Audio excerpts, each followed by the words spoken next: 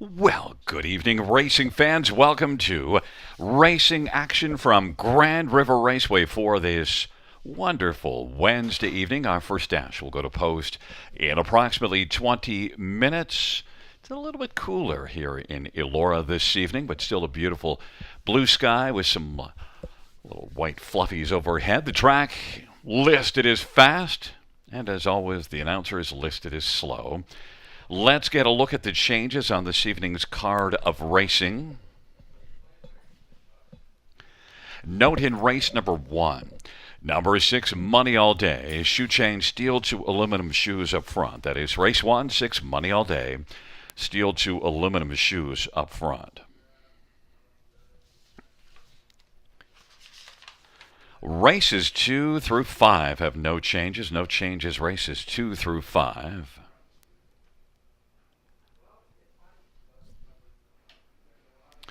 Race number 6, number 2, She Trots a Lot. Sammy Fillion will drive. Sammy Fillion drives the 2.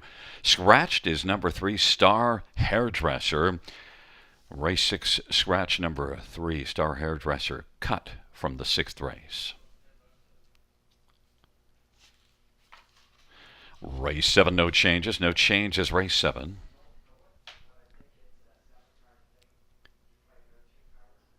Race 8, 1, Belvedere Franklin is adding blinkers. Blinkers added.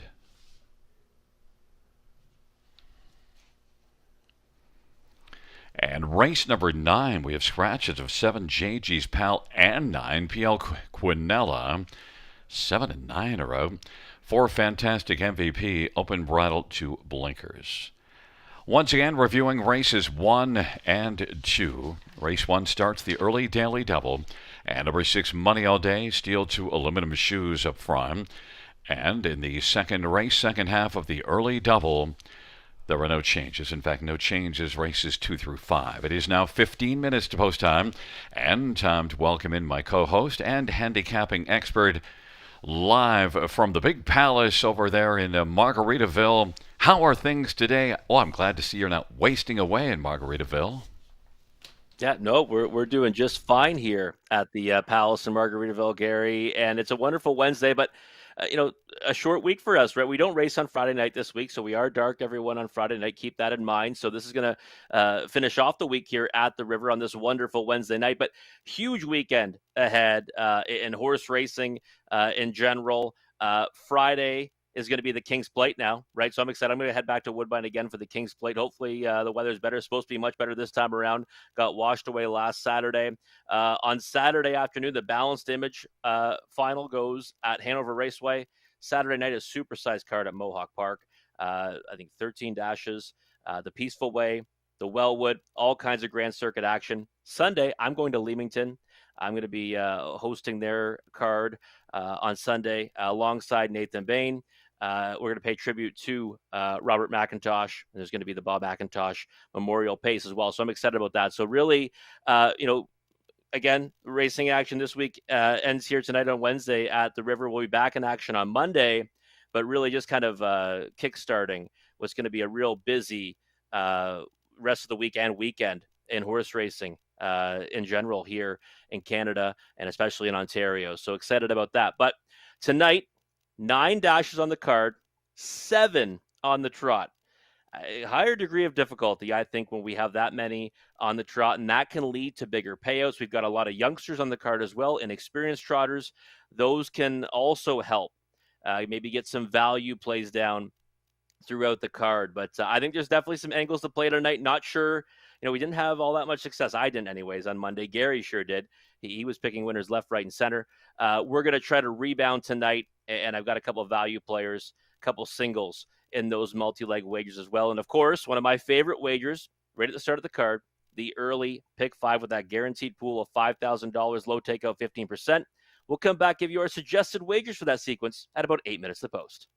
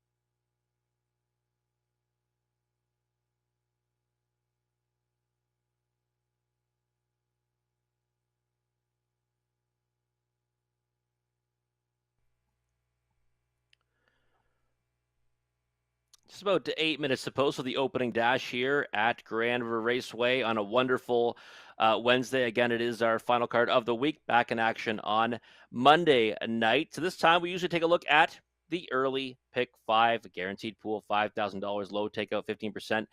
Gary and I, as well as Conley, have mapped out our suggested tickets for you. Feel free to add and subtract as you see fit. For me, though, it's going to start off with a single right here in race number one. Now, inexperienced trotters, not always the spot I want to go with a single, but my ticket was going to be way too expensive otherwise. And I thought that maybe it was the best spot in the sequence to kind of look for one to go alone with. Now, I have an Eagle. We know this one has been racing well here as of late at the river. Hit the board in each of his last three. Two back, trailing post. Last time, 7-hole. Both times got tough trips. Was a winner from post 6 on July 31st and did so at 23-1. Now, pole position is not the best spot for a trotter that might be prone to miscues. Last time kind of got out of gear, I thought, off the gates.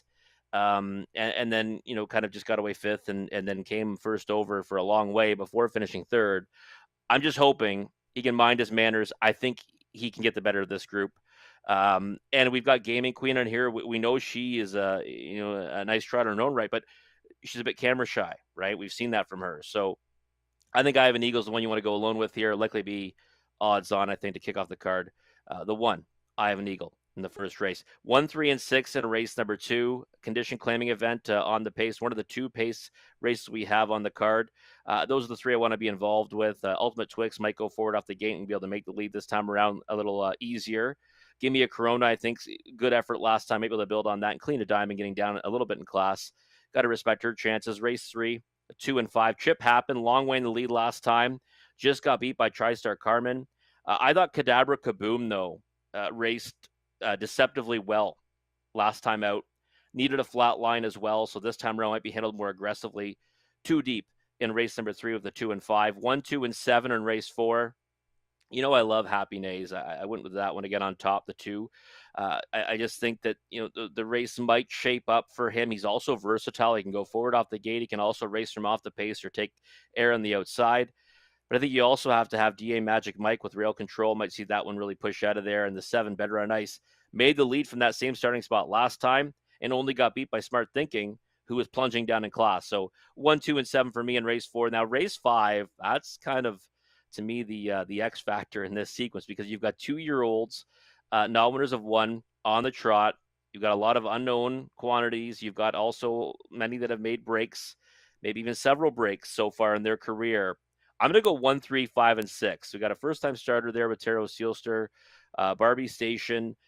Make that transition from Mohawk Park to here at the river. The 5, Enswell Station, a first-time starter who I thought qualified very well here at the river. And the 6, TH Avery. New connections now for this one, and maybe we'll see maybe this one kind of take a step forward off her latest, which I thought actually was pretty fine in itself. So 1, 3, 5, and 6 in that money leg. $14.40, spending more than we usually do, but we'll see what Gary Guy has in store for us. Well, I didn't spend as much, $9.60. That's almost always my amount. And look at the same scenario where I have 4 pairs and a 3. I like using that layout. And in this first race, I have an Eagle, yes, but I added Gaming Queen.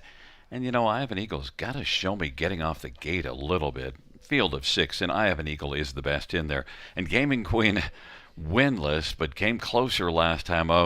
And maybe tonight, just trying to see if I can find a way to get the better of a 1 to 2 I have an Eagle, but it certainly stands out in the program. Race number 2, I just have the 1 and 6. I don't have Ultimate Twix, your top pick, in there. So I have Just Give Me a Corona and Kalina Diamond. In race number 3, I just have the inside 2, Gaelic Piper and Chip Happened, whereas you had Cadabra Kaboom. And one that, Jody Cullen, and did race better last race, but I still need to see a little bit more. Race number 4, I have Better on Ice, along with DA Magic Mike and Happy Nay. So we're looking at it the same way. And then in the 5th race, I only took 2. And I actually have the 7 as well, but I have Barbie Station and Talbot Ibiza But I only used 2 there. But you know what? Maiden trot. I think you're smarter to use the 4 that you used. I just wanted to keep to my price. But that could be the death of me if I make it that far. $9.60, Robert. Well, a little bit cheaper for Gary. And you know what? I don't mind obviously narrowing that one down. I love paring down races. I thought race 5 was either maybe an all, maybe go 4 or 5 deep, but Gary's got some guts there going just the 3 and 7. 6 combinations is how many we have where we can both be winners on this wonderful Wednesday night. We'll see what Conley's got in store for us. See if he's spending a lot or a little. 1440. So we're right in the same ballpark, myself and Conley. Now, he did what I thought about doing, going too deep here in the opening leg with using Gaming Queen as well. I mean, maybe she gets off the schneid here, right? She's 0 for 26 in her career, lots of options. He's going to use them both. Ivan Eagle is a bit of a risky proposition, I guess, at that odds-on price. But 1 and 4 for Conley here. 1, 3, 6. We're in ultimate agreement in race number 2. 1, 2, and 5 in race number 3. So he adds the 1 Gaelic Piper, which I don't mind at all, but another one that's camera shy, 0 for 23 in his career, but he's got 8 on the board finishes this season. Just the 1 DA Magic Mike in race 4. I actually thought that might be the toughest race of the sequence because I thought it looked pretty competitive top to bottom. But Conley's going to go with a single there. And then in the finale of this sequence, the money leg, 1, 3, 6, and 7. Very similar there. And the more I look at Conley's ticket, he's got that pole position the entire way through. He'd be happy with a bunch of 1s tonight. Robert, one thing that I want to add in, I'm going to interject. There's a claim in the second race, 1 Kalina Diamond. I don't know. I mean, you already have Kalina Diamond used, but if that might affect somebody else's pick 5 ticket, there's a claim on 1 Kalina Diamond out of the second. There you go. That's actually some big information. I mean, claimed out of there. Kalina Diamond's been in good form. Good effort right off the bench, August 2nd. So claimed for the price tag of $20,000 plus allowance. Kalina Diamond going to be claimed this evening. That's obviously some big information in race number 2. But you're going to have a couple minutes to map out your winning wagers for this early pick 5 sequence. Again, the guaranteed pool, $5,000, low takeout 15%. Gary and I will come back just a few moments to take a closer look at the opening dash.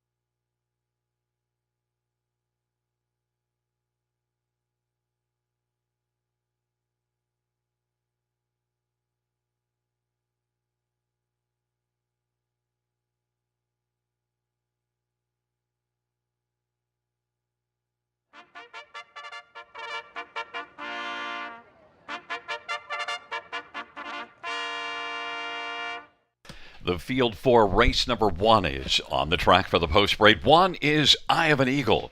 Eddie Hensley for Ashley Hensley.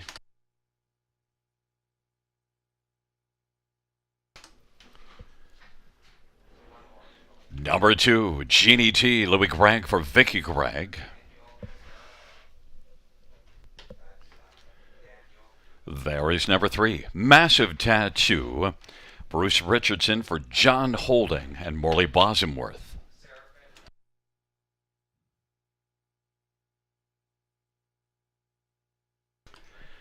Number 4 is Gaming Queen, Anthony Hunt for Blake McIntosh and Hutt Racing. Number 5 is Pillow Thief, JB Renault for Julie Walker and Elizabeth Shaland.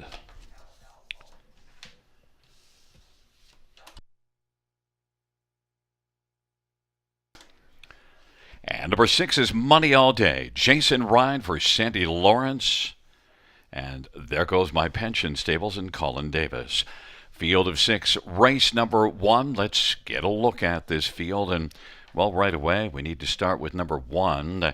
Eye of an Eagle. And, well, one that's coming in off of 3 consecutive top 3 finishes. But now the inside post. Rob, can this one get off the gate a little bit more today? I mean, I think so. I don't know if it's really necessary though, right? I think last time, Gary, we were going to actually see Ivan Eagle push forward off the gate, but I watched the replay a few times. There was no break in stride, but he definitely got out of gear. You know, he got out of gear, and then he was kind of checked up, and then he was taken back. He got away fifth off the gate, moved first over, and it was out there a long way. I mean, I think we both kind of thought that he'd prevail on that spot. He couldn't do it. He ended up finishing third in a race won by TriStar Carmen, who we thought was one that might be kind of warming up to a victory. Now, he looks really good on the track right now. He's odds on. The problem for me is that pole position could sometimes wreak havoc for a trotter that might not be so sure-footed. But I think if he just gets away cleanly, he can get away anywhere and maybe still come out on top against this group. So I couldn't go against him tonight. I mean, he's disappointed on each of his last two as odds-on status, and he's likely going to be carrying a very short price on the board again tonight. Number 4, Gaming Queen, did finish in the last time out second, and well, you know, just keeps trying away. But Gaming Queen winless in 26 starts, but now has a couple of runner-up finishes in the past 4 tries. One of these days, Rob. Yeah, it's one of these. You know, she's interesting because she kind of races down to her competition and then can race up to her competition. You know, she's got a sports team that's, you know, life and death to beat the worst team, but then they can go out and play hard against the best. And you know, she's been placed against OSS grassroots competitors. She's been competitive in non-winners of one at Mohawk Park, but then she can get beat in non-winners of one on the B tracks and just somehow just can't get the job done. She's got 10 on the board finishes and 26 lifetime tries. Maybe she gets off the schneid tonight. She's right back in to go though Friday night at Kawartha Downs in a Prospect Series event. So she's going to come back on just 1 day rest for that one. So kind of take that how you will tonight. I think we'll likely still see her go forward off the gate, and you know, if she can get the measure of it, then maybe she can get to the winner's circle. But again, hard to back a horse with confidence that's over 26 in her career. Number 6, Money All Day, shoe chain, steel to aluminum shoes up front. And, well, last race didn't leave and really was just toured around the track, beat 9.5 lengths, so needs to change things up. But is just a 4th start of the year.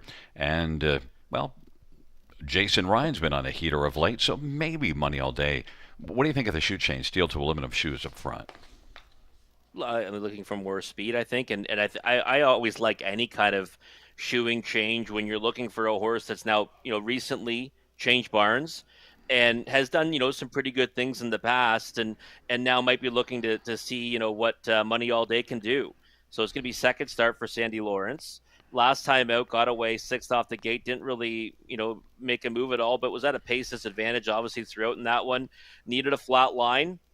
Now maybe it's go time tonight from the uttermost post in the contest, and it's only post 6. So big price on the board. I mean, you can convince me that it might be a better idea to play value here, and I'd certainly say Money All Day's value right now at 18-1.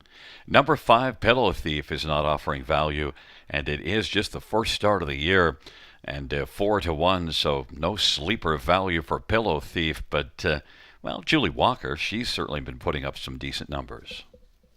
Yeah, definitely. You know, and again, the connections don't owe me anything. I've been doing pretty well with the horses from this barn with JBR aboard. And I was really bullish on this horse last season. And the money for this one throughout is kind of interesting. I mean, I thought the qualifier was okay. Obviously, you get beat by a wide margin like that, but it was 2 minutes and one. And last season, I mean, this horse ended up finishing second at Mohawk Park and Nominators of One before starting to make miscues.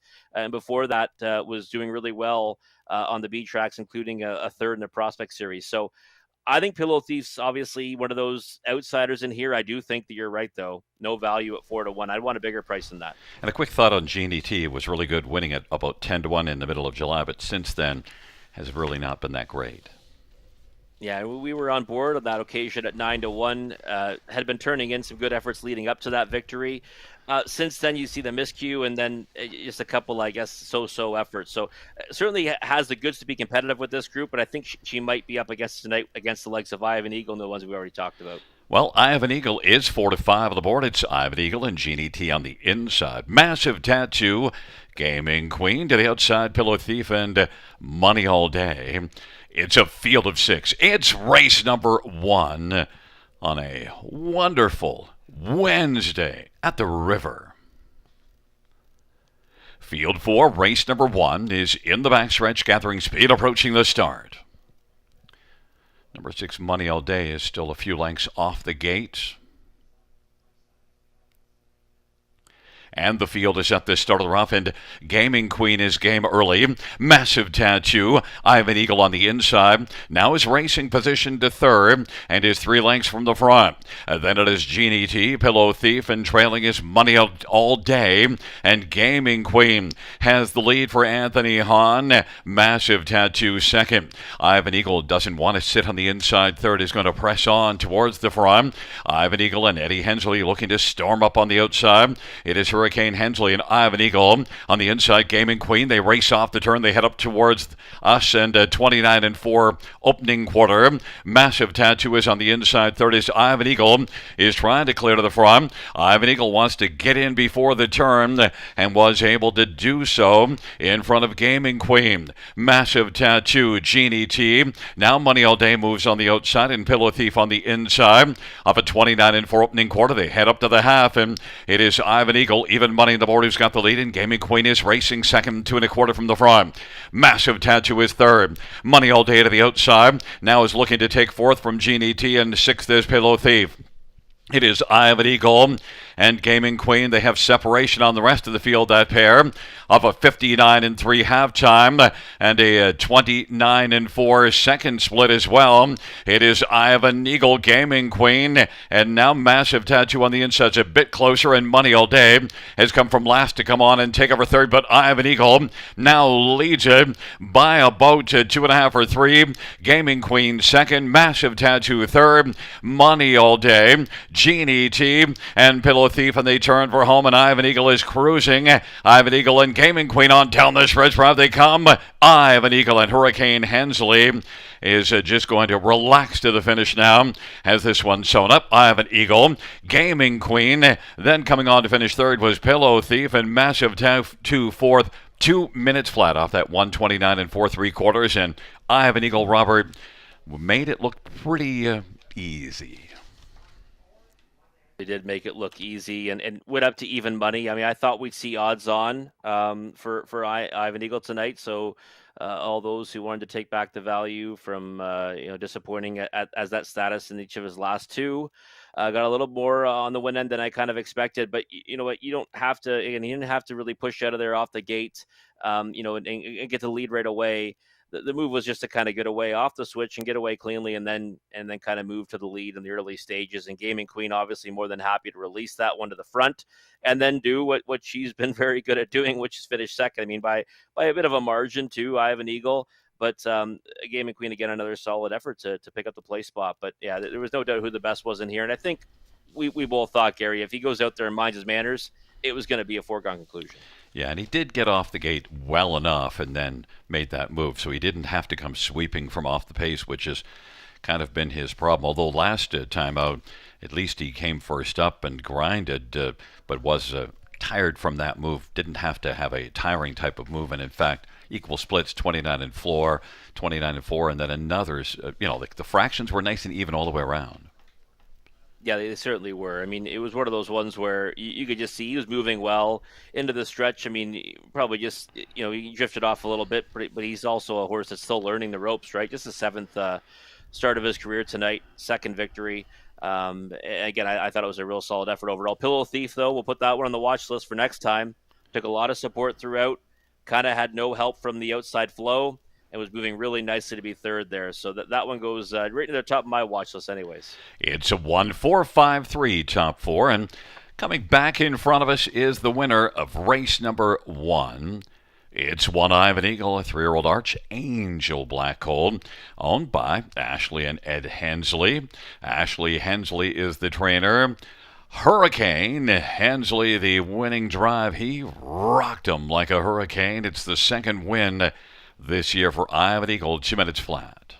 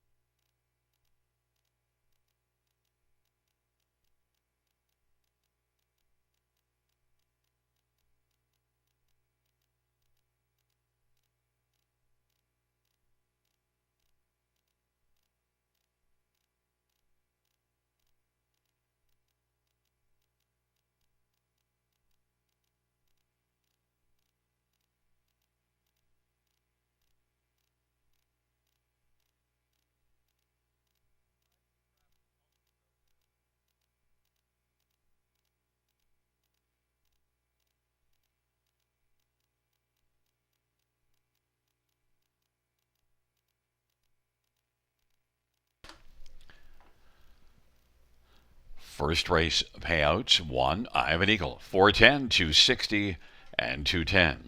For Gaming Queen, $282.20. 5 Pillow Thief, 270. $2 Exactor pays $8. Dollar Trial, $11.05. Dollar Super, 56.85.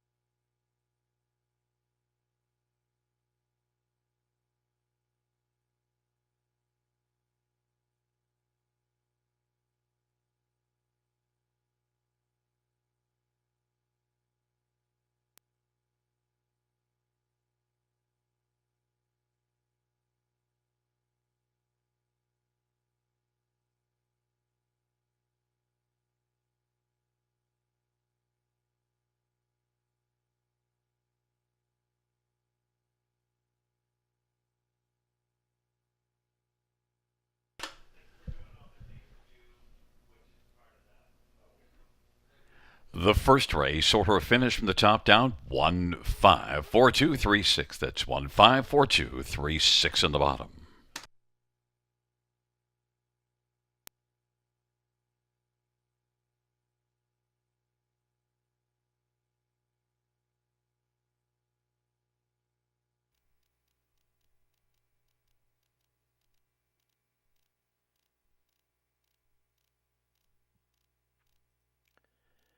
Big favorite, Eye of an Eagle gets home in the opener at even money. A little higher than Gary and I expected there, but nonetheless, easy victory for that one. Many likely alive still in the early pick 5 wager, but either way, you're going to want to jump in on the early pick 4, starting right here in race number 2. Guaranteed pool, $2,500. Low takeout of 15%. And again, this was kind of a tricky sequence for me, as you can see on the screen here. I don't like not having a single, and I could not get down to a single in this sequence. I had to kind of spread out throughout, and I don't usually like doing that. So, but in any event, we're going to go 3 by 2 by 3 by 4, and the first leg right here, we're going to go 1, 3, and 6. Clean the diamond, claimed horse here. 4 to 5, taking all the support right now, and I totally understand that. She's in with a big chance in here, getting down a bit in class. Is just 2 starts removed from a victory. Also using the 3 and 6. Race number 3, the 2 and 5. Chip Happened and Kadabra Kaboom. I thought Chip Happened raced really well last time to be second to TriStar Carmen. Kadabra Kaboom, though, thought a deceptively good effort, closing out to be fourth. I think we might see that one handled more aggressively tonight in race number 3. 1, 2, and 7 in race 4. Competitive looking dash, in my opinion. I do like the 2 Happy Nays. Also have the 1 DA Magic Mike and the 7 Better on Ice. 1, 3, 5, and 6 in a tricky looking 2-year-old trotting maiden event in race number 5, 1440 for a 20-cent ticket. We'll see Conley's ticket real quick here. And he was very fond of the 1 in race number 4. That's DA Magic Mike. He likes 1s throughout the sequence. 1, 3, 6 here. So we're in agreement in race number 2. 1, 2, and 5 in race 3. He's added the 1 Gaelic Piper to his ticket. The 1 DA Magic Mike, a single for him in race number 4. And then 1, 3, 6, and 7 in that money leg race number 5. So he adds the 7 Talbot ABC. And for me, though, I have the 5 Enswell Station on my ticket. Other than that, we are very similar. $7.20. And they're coming on the track right now for race number 2. So we'll be back in a moment. Take a closer look at the upcoming dash.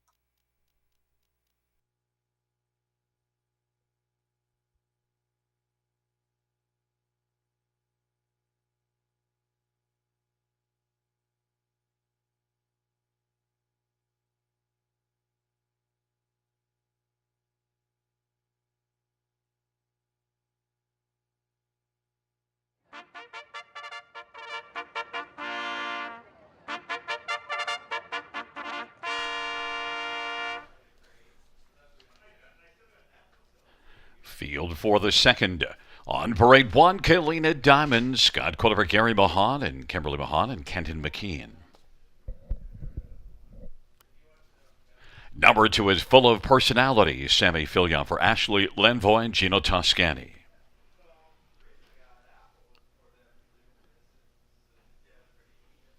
Going to the 4 next.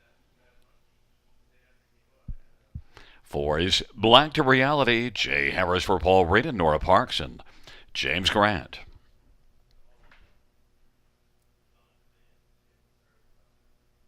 5 is Better Deal, Brett Madonna for Ashley Lenvoy and Gino Toscani. Number 6, Gimme a Corona, Anthony Hunt from A Crone and Laverne Turnbull.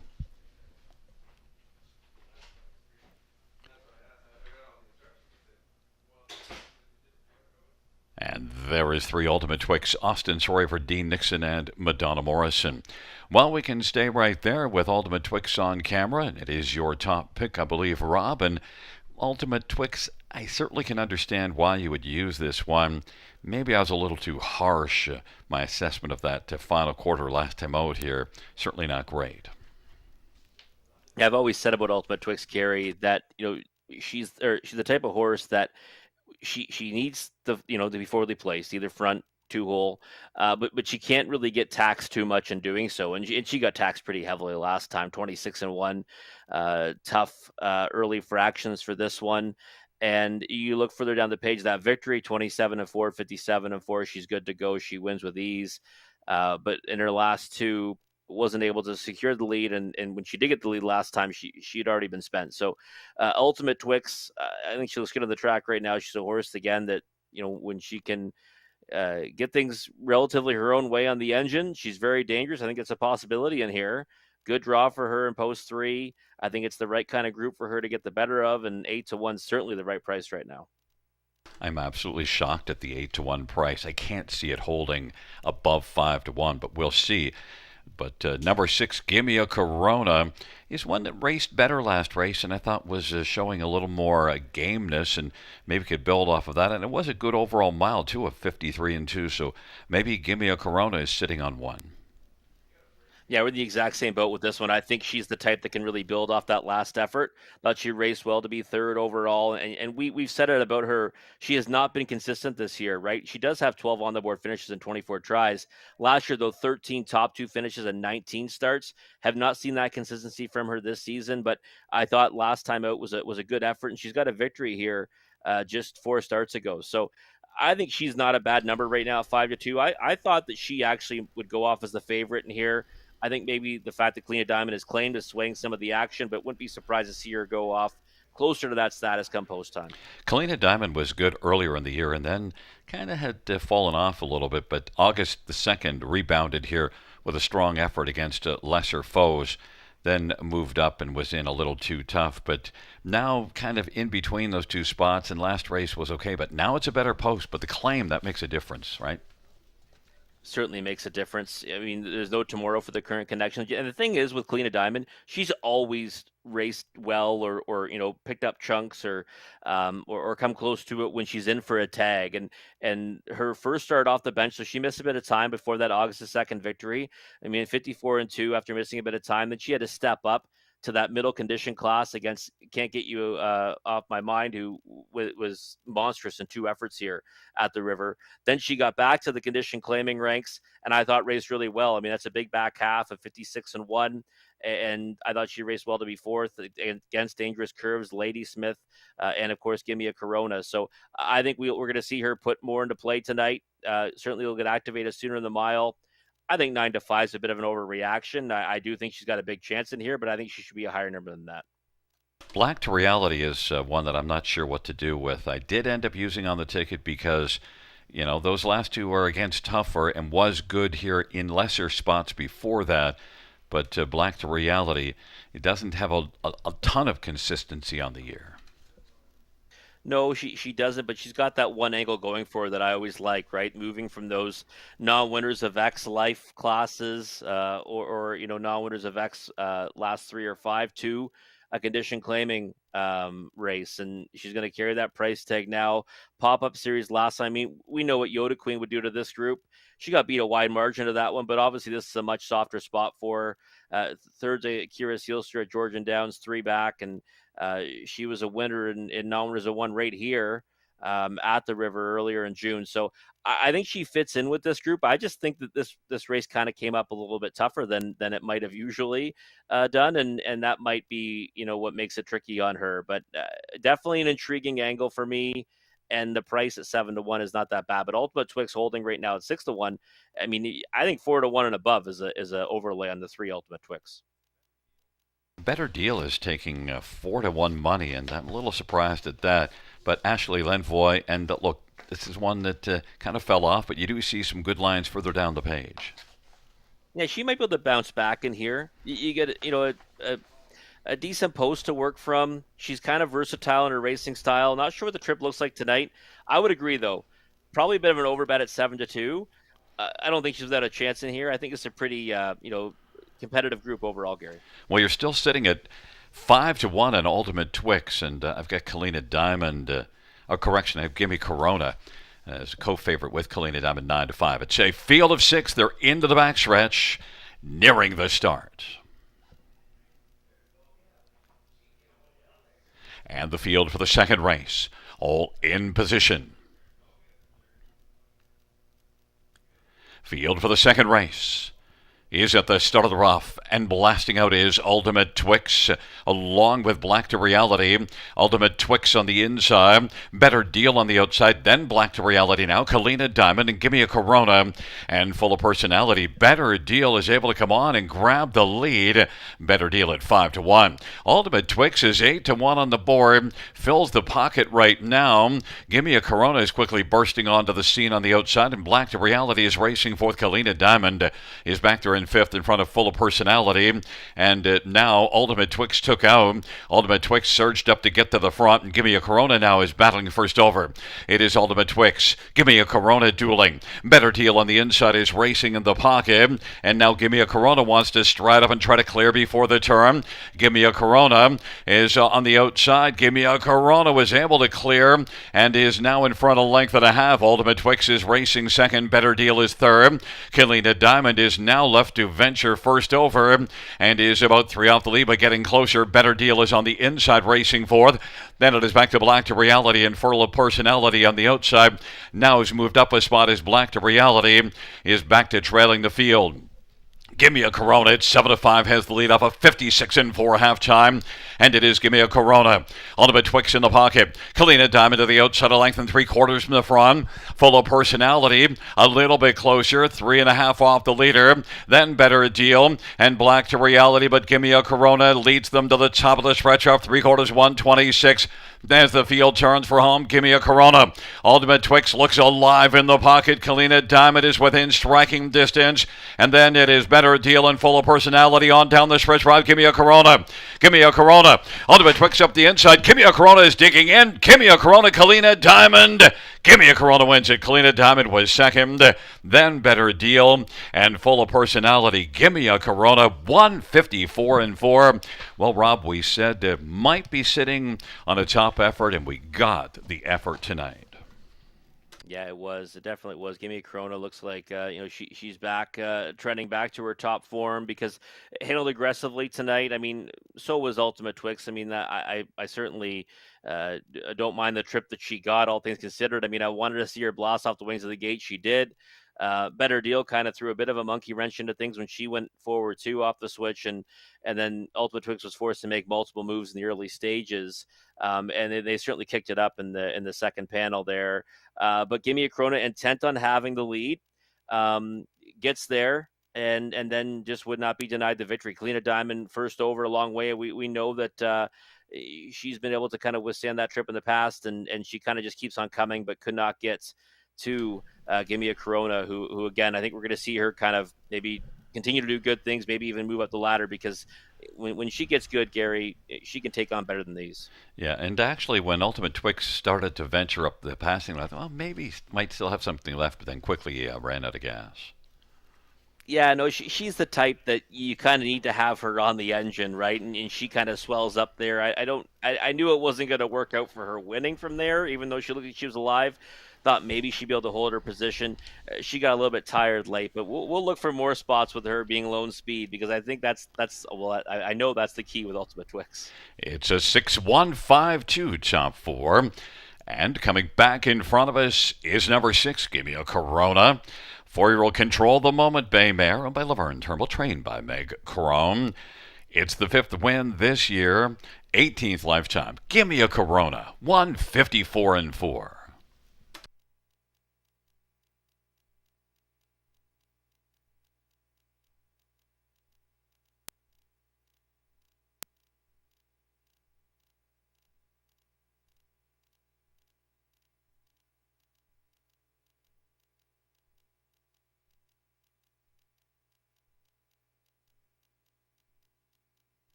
The second race payout 6, Gimme a Corona. $4.90, $2.40, $2.10, 1 Kalina Diamond, $3, $2.10, 5 Better Deal, $2.80, $2 exact or $8, dollar try, $6.55, Super, $24.20.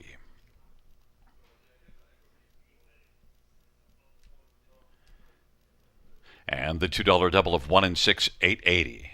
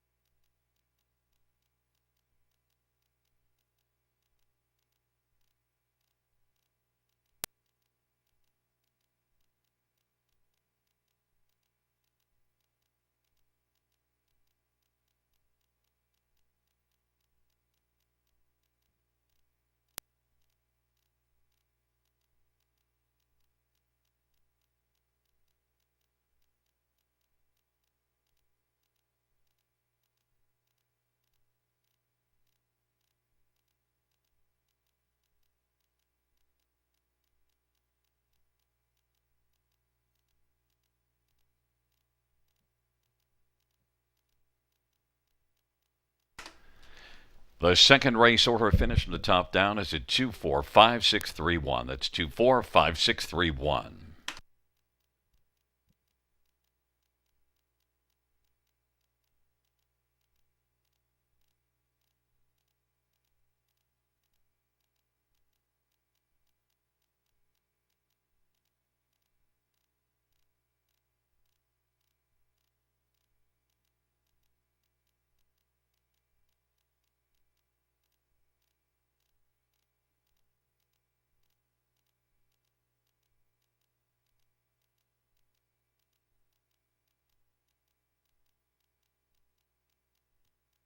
Hey kids, do you like to write stories or poems or draw pictures of horses? We're running 2 contests from now until August 31st with a total prize money of $3,500. For the Youth Literary Derby, Ontario students in grades 3 to 8 can submit either a short story or a poem with standardbred theme. Poems and stories are judged separately. If you like to draw, then the Youth Art Derby might be for you. This one is open to students in grades 3 to 12, and you can do a drawing or a sketch of anything standardbred related. Check out our website for more inspiration and more information, bgracingalliance.ca.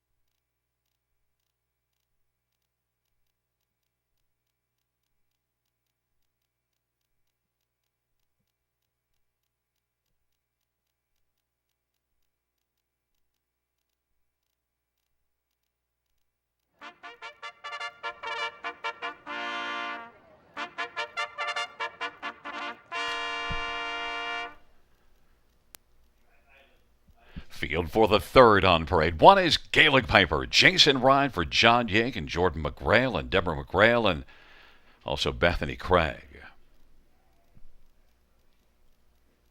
Number 2 is Chip Happen. Daryl Thiessen for James McKeag and Jan McKeag Weishar.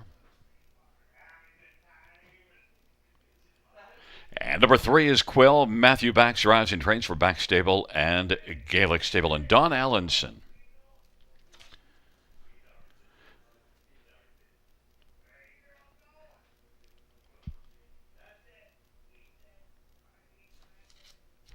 Number 4 is Cam Perry Hanover. Pat Houdon for Gary Kingshot.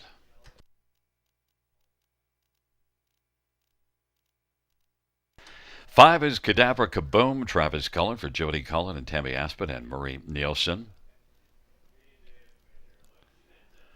And number 6, Fly Higher, Dag Hendrickson for Mike Rive and Gary Silifant. Field of 6, race number 3. Let's get a look at this field. And Well, right away, let's get to your top pick, Robert. Chip Happened, and his one that's come close to happening, but doesn't have a win yet, but 4 runner-up finishes, including last time out.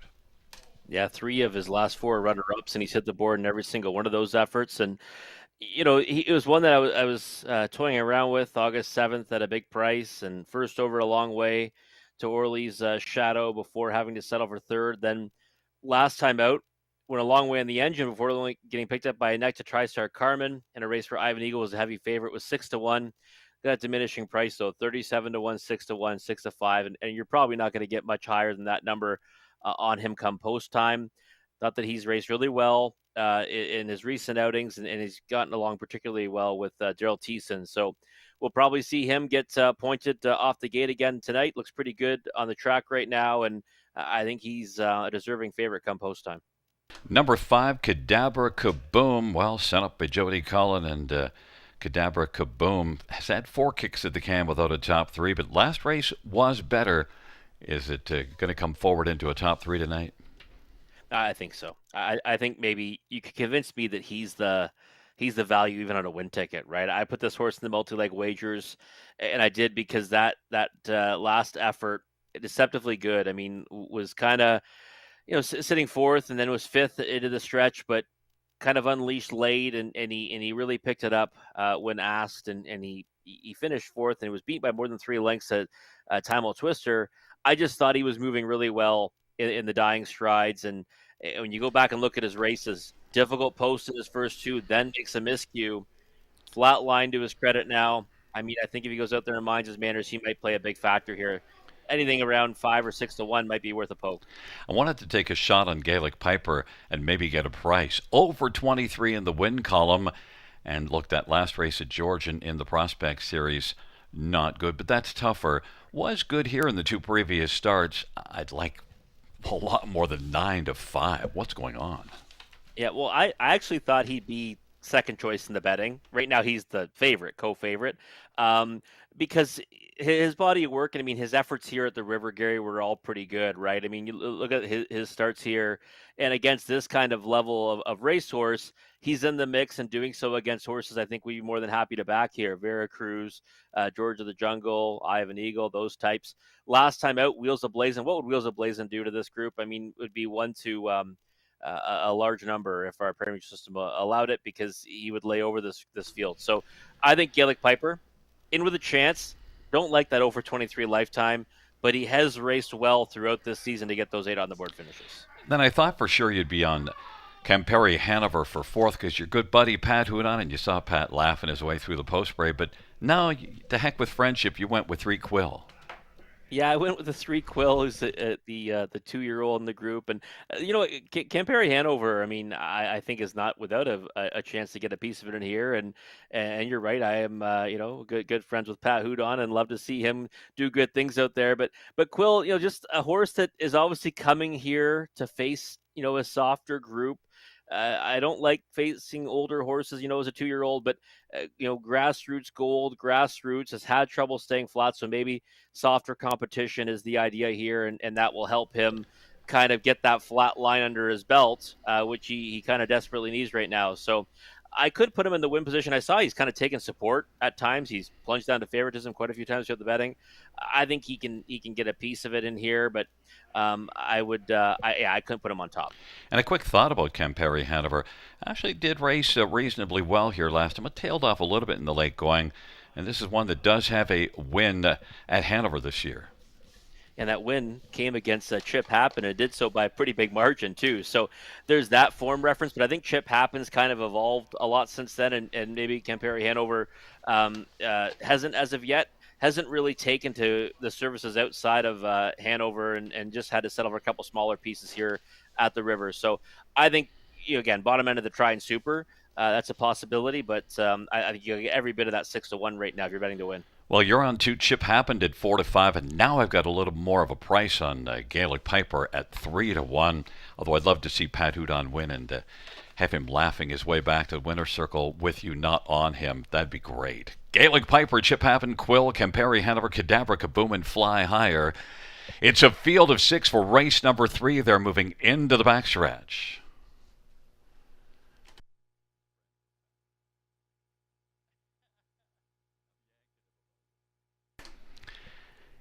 It's a field of 6 for the third. And there at the start of the rough, and Chip Happened is happening quickly early. And then Fly Higher, Cadabra Kaboom. Gaelic Piper on the inside is pressing through, now has second. Then Cadabra Kaboom, Fly Higher, and Quill. And Campari Hanover's back trailing the field, but Chip Happened is happening right now. Leads by 2.5. Gaelic Piper is racing second, trying to close up the gap as they head to the opening quarter pole. Then it is Cadabra Kaboom and Fly Higher, and back to Quill. And trailing is Campari Hanover, 28-3 opening quarter. Chip Happened leads for Daryl Thiessen. Chip Happened is in front of Gaelic Piper by about 3 lengths as they race on past us. And racing third is Cadabra Kaboom in front of Fly Higher. Then it is back to Quill, and Campari Hanover is back trailing the field off a 28-3 opening quarter. They head up towards the half, and the favored Chip Happened, even money on the board, has the lead. Gaelic Piper at 2-1 is racing second and is about 2.5 from the front. Cadabra Kaboom is third. Then fourth is Fly Higher, and is back to Quill and trailing the field Campari Hanover, but Chip Happened continues on of a half of 58-2. And leads comfortably. Daryl Thiessen relaxed in the bike in behind. Chip Happened. Gaelic Piper needing to close the gap, and that gap is widening. Cadabra Kaboom. Fly Higher. Campari Hanover has passed Quill, and they head by 3/4. Chip Happened 128-2. Chip Happened. Now here comes Cadabra Kaboom. Gaelic Piper on the inside. Chip Happened is getting a bit leg weary, but still has a comfortable advantage. And then Cadabra Kaboom and Gaelic Piper. Chip Happened as they turn for home. Chip Happened on down the stretch drive. Cadabra Kaboom. Chip Happened is getting submerging. Cadabra Kaboom. Chip Happened and Cadabra Kaboom. Chip Happened wins it. Cadabra Kaboom is second. Then it was Gaelic Piper and Fly Higher. 159 flat. Chip Happened to win as your top pick, Robert.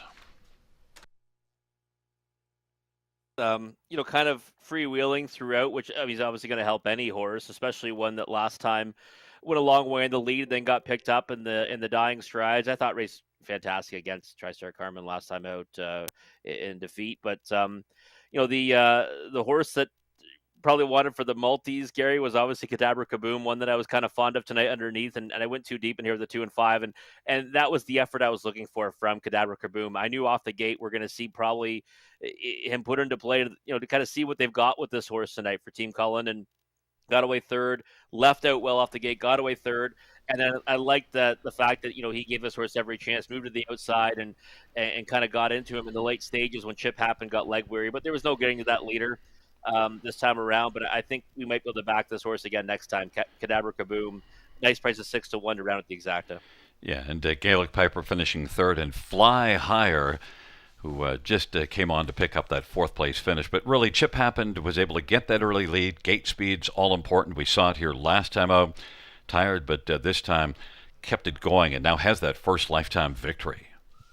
Yep, no, it's obviously great for the horse's confidence, right? I mean, you got a horse that really has not done much wrong really in his career other than miscues, right? I mean, he's been on a bit of a roll as of late. When he doesn't make a miscue, he hits the board. 5 on the board finishes, 9 tries coming into this, 4 runner-up finishes. Now he's got that victory to work with. And again, a horse that's got that tactical speed, which we'll always say is something that you need to have as a valuable asset here at the river. And also give some credit to Daryl Thiessen too. Cowboy's done a good job with this horse, and he's gotten along very well with him. Third, second, now a victory. The Cowboy. That has to be his nickname. Yeah, it is. It is his nickname. 2516. Back in front of us is the winner of race number 3, number 2, Chip Happened, a 3-year-old. Looks like it. Chippendale Bay Gelding, owned by James McKeag and Jan McKeag Weishart. James McKeag's the trainer. Daryl Thiessen, the winning driver. Cowboy Thiessen wins in the 3rd. It's the first win for Chip Happened, 159 flat.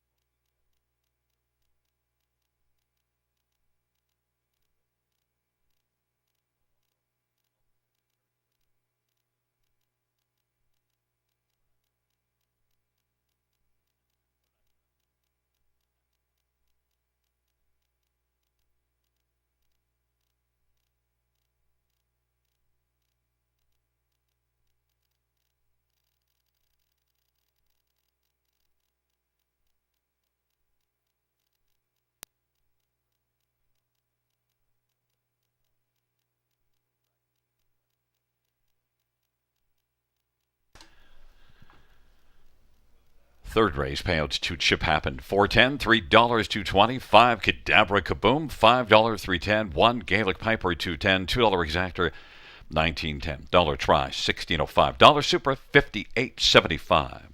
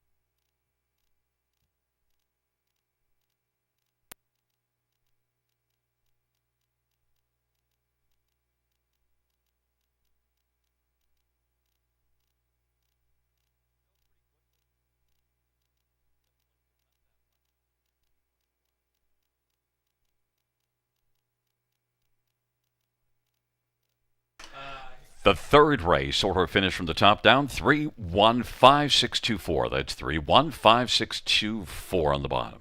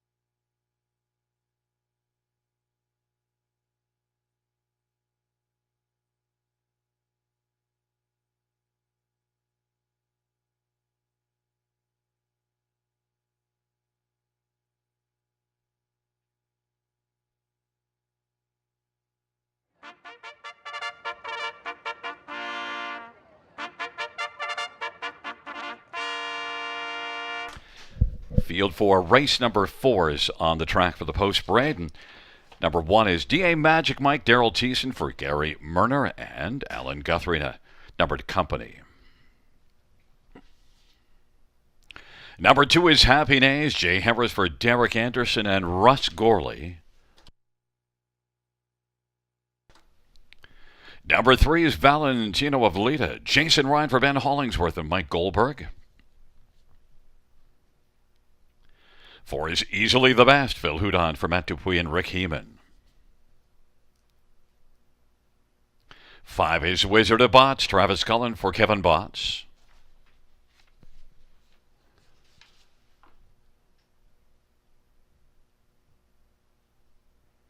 Number 6, Aladdin du Lac, Sammy Fillion for Alexandre Laroche and Jean Laroche. And number 7 is Better on Ice, Anthony Hahn for Dale Fritz and Edward Aitchison and Michael Sawyer. Field of 7, race number 4. Let's get a look at this field, Rob, and, you're showing your loyalty. You're on Happy Days. Despite that break last time out, did make a nice recovery, though. Yeah, I thought he raced well afterwards. Georgian Downs to be second to be Stoney. And I just, he's a horse that I think is versatile. He's a useful type. He hits the board with all kinds of frequency. And when he kind of brings his A game, he can get the better of these groups. And he's 4-1 morning line. Now, I didn't think he'd be the favorite on here, but I thought he would take more support than that. He is right now at 3-1. And I think overall, like those races at Mohawk Park, he kind of got unlucky in both of those. The most recent 2, he was a good third before that. And then last time here, just wasn't able to get really into the race until it was too late. It was won by Smart Thinking. And I mean, I think we both probably backing Smart Thinking if he was back in here, but he's not. So happy to be on him. 7-2 right now. I would definitely like to take that price. Might be a shade or 2 lower come post time, though. We both have DA Magic Mike for second, and I really toyed with taking him on top because I wound up on the outside with Better on Ice. And DA Magic Mike has done some nice things here. That was a good effort last time. It worked hard.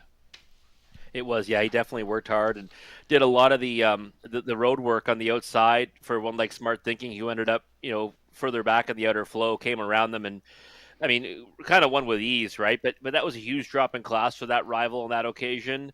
2 starts ago at Mohawk Park, obviously, went to the lead. Middle stages, I thought maybe he might get away from them, but then faded back to 7th.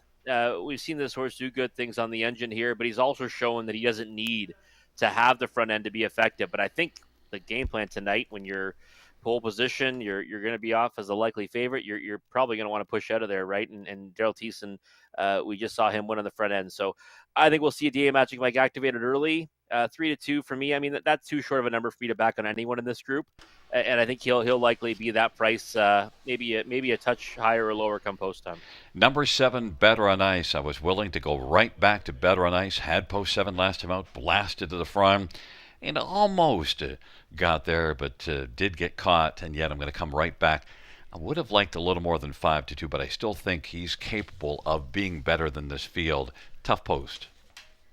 Yeah, he definitely is. I mean, tough post, but like you said, he did the same thing from it last time, right? He rocketed to the lead.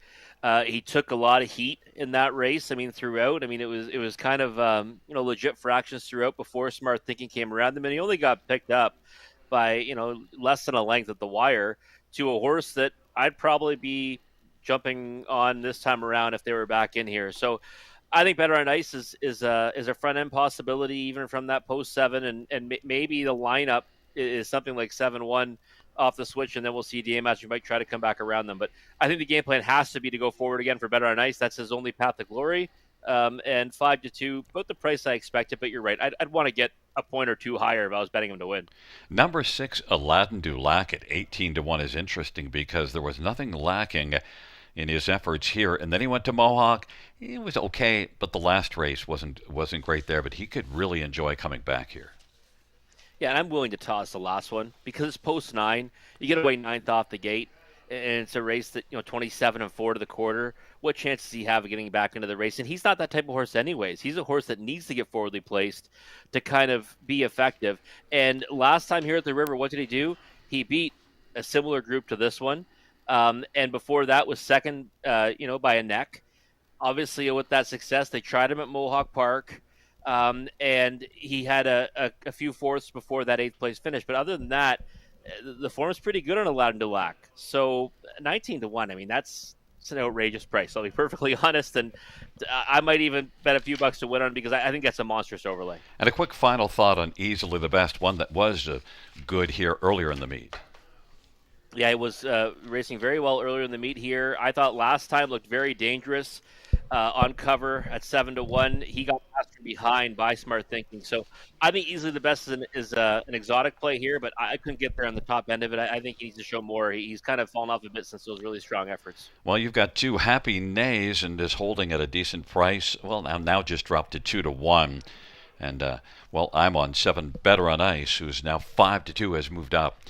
It's a field of 7 for the fourth race, and they're moving towards the start. Field for the fourth race. Fourth race pacers are at the start of the rough, and gunning out Valentino of Lita, Better on Ice, and Aladdin Dulac. DA Magic Mike and easily the best. And now Better on Ice continues to march on the outside. Better on Ice is trying to come on and grab the lead. Valentino of Lita is racing second. It is now in the pocket in behind Better on Ice, and then Aladdin Dulac. And easily the best is on the outside fourth. DA Magic Mike fifth on the pylons, and then it is back to Happy Nays and Wizard of Bots. It is Better on Ice. It was better than the field early.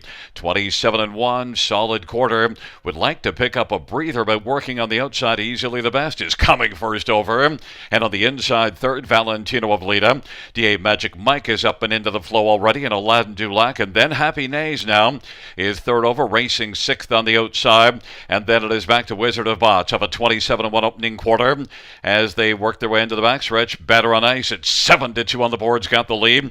Easily the best is pestering Better on Ice, and Valentino of Lita inside third half was 56 seconds. DA Magic Mike, Aladdin Dulac, Happy Nays is getting a little closer but still has work to do. And then Wizard of Bots, it is Better on Ice who is holding the lead right now at half a length. Easily the best on the outside. Valentino of Lead on the inside third. There goes Happy Nays now. And Happy Nays is moving on up. Happy Nays is charging now. And it is Better on Ice who's going to have to deal with Happy Nays. And Valentino of Lead has been getting a trip, and easily the best backs away. And it is Better on Ice and Happy Nays as the field turns for home. Better on Ice. Happy Nays. Valentino of Lead. Happy Nays has a slim lead as they turn on down the lane. Happy Nays. Better on Ice is fighting on the inside. Happy Nays and Better on Ice. But it is Happy Nays to win Better on Ice. And then it was Aladdin Dulac and Valentino of Lita. Happy Nays was able to wear down Better on Ice, who raced well, but, Happy Nays gives you a happy fourth there, Rob. It's a nice result here, and happy for the horse and his connections as well, because I've been a big fan of this horse all season. This is now going to be his sixth victory in 31 starts. He's got a lot of on-the-board finishes, and like I said, he's a versatile type. I've seen him do good things on the engine. Also seen him do good things like he did tonight, making that wide move off cover. He was kind of stacked up on cover, but the fraction certainly allowed for one to come from off the pace. So Jay Harris ended up having him in a good spot. All things considered, 27-1, 56 flat, 124-4. I know you were hoping to kind of get maybe a lone speed advantage with the 7 Better on Ice, Gary, but it didn't happen because Easily the Best kind of pestered that one for a long way to soften him up. And then Happy Nays kind of picked up the pieces late and kind of draws off to a going away victory. Yeah, and he did soften him up, and I wasn't disappointed with how Better on Ice raced. I just would have liked to get away with not having to work so hard going to the half, but look, that's racing. Earlier in the meet we talked about horses coming from off the pace. It wasn't happening maybe as much as we now are seeing. It's I think this track keeps playing more and more fair. Oh, it definitely keeps playing more and more fair. I mean, it's it's one of those things where obviously you need some kind of fractions to allow for off the pacers. But the thing is, the old services, it wouldn't really matter. I mean, it typically favored speed or just off the speed, no matter what they were going. But Happy Nays, I mean, obviously capitalizes today. You know what? Better and Ice second, Alanda Lack third. I mean, I still think he was the value play in there. He ends up finishing third. Kind of got unlucky with his trip. We'll watch to see if he comes back here at the river and draws inside, Gary. Back in front of us, the winner of race number 4, it's number 2, Happy Nays, a 4-year-old sports rider, bay horse owned by Russ Gorley. Derek Anderson's the trainer, Jay Harris the winning driver. 6th win this year, 7th win lifetime for Happy Nays, 154 flat.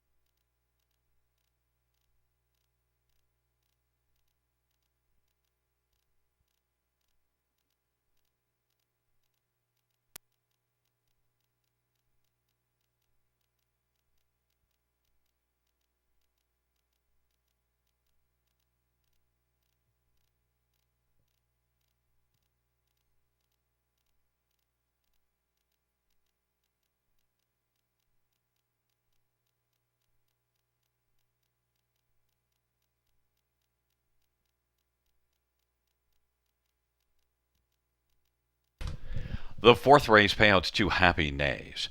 $573.93, 7 Better on Ice, $340, and $336 Aladdin Dulac, $5, $2 exactor, $37.80. Dollar try, $122.75. Dollar super, $393.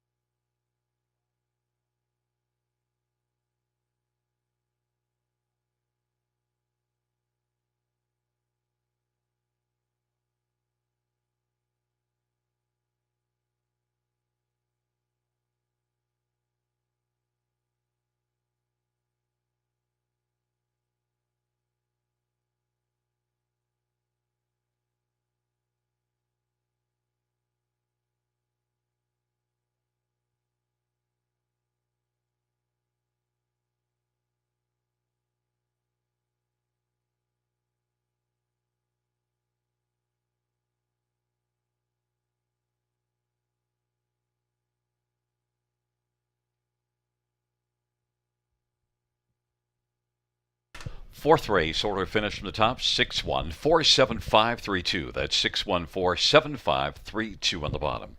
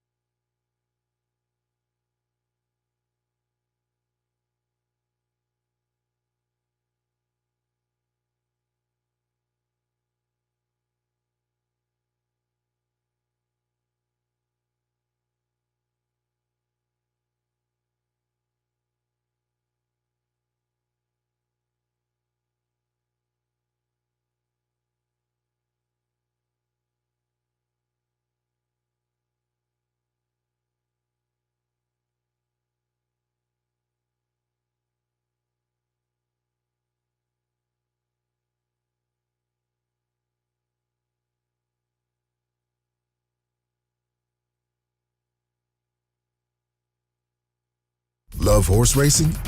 HPIBet.com is Canada's leader in online horse betting. Access thousands of live races from hundreds of tracks worldwide instantly. Enjoy the most advanced betting tools like AI Smart Picks and exclusive cashback rewards you won't get anywhere else. Join today and get up to $100 in free bets. Get the ultimate horse betting experience with HPIBet.com.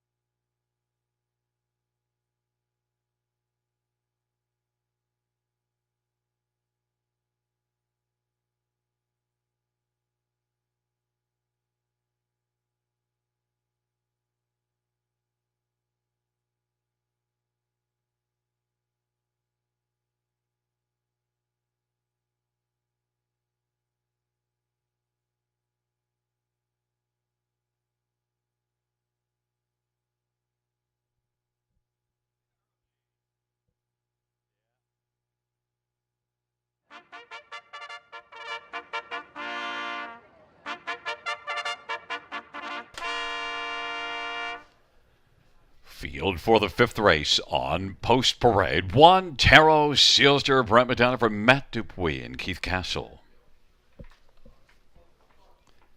Number 2 is Ramiro. It's Anthony Hahn from Egg Crone. And number 3 is Barbie Station. Jay Harris for Sean Stacy and Shelley McMillan. And also Glengate Farms and Bertrand Gillespie. Number 4 is Move Your Mass. Jason Ryan for Bruce McDonald and Martin Stables. 5 is Enswell Station. Scott Young for Robert Young and Glengate Farms.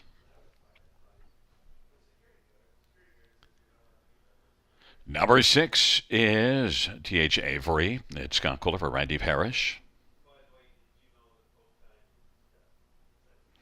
Number 7 is Talbot Ibiza. Sammy Filia for Robert Kyle Fallows and Yolanda Fallows and Blair Corbeil and Windermere Stable.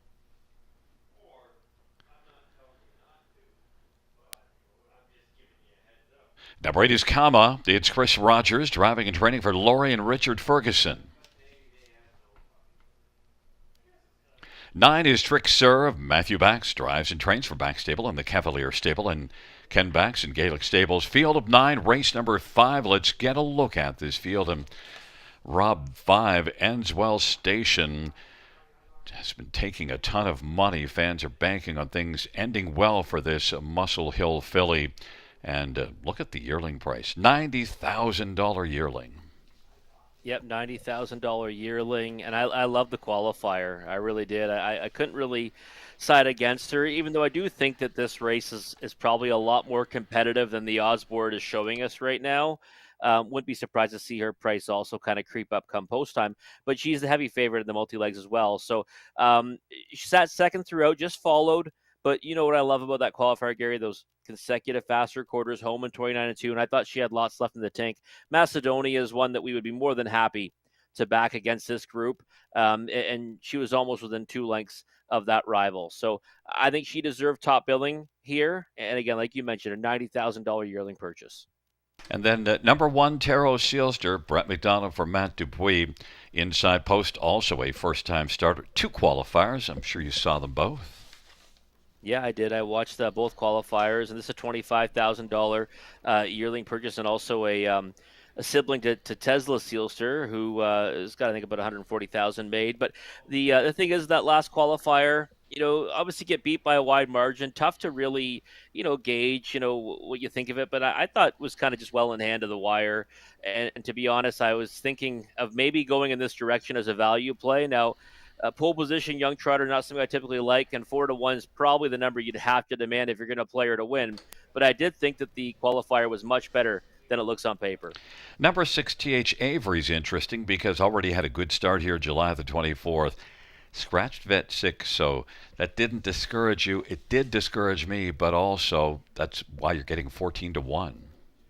Yeah, and this was a $165,000 yearling purchase for the previous connections. Obviously now has changed hands, and that's why I don't mind the vet scratch sickness. August 2nd. We don't know when. Obviously, they got this horse, but they may have had a little bit of time to tinker with her beforehand. But I thought the third was a decent one. Third to Macedonia and Sunday Shoes, July 24th. And it was a long way back in third, but I still remember I had this horse tabbed and picked in the top 4 in that August 2nd prospect series event here at the River. So I think maybe worth a poke at 15-1, if not, tab for next time. Number 3, Barbie Station. Jay Harris for Sean Stacy was good for a piece of the race, but then really tailed out in that start, the first start at Mohawk, but at least could come forward off of that. Now, it did have 3 qualifiers as well. Yep, had those 3 qualifiers, ended up making a miscue in the second one, got distance in the first one. The third one is obviously where things turned around for this filly. The third qualifier went a long way in the lead. Set reasonable fractions before finishing third to Roxy Hart. Roxy's Hart has gone on to do good things, and was home in 28-4 there for 2 minutes and 2 of mile time. Now, obviously, I'm willing to kind of throw out that performance in her first pari-mutuel start, because 2:04 and 3 is a long way from that 2 minutes and 2 she showed in the qualifier.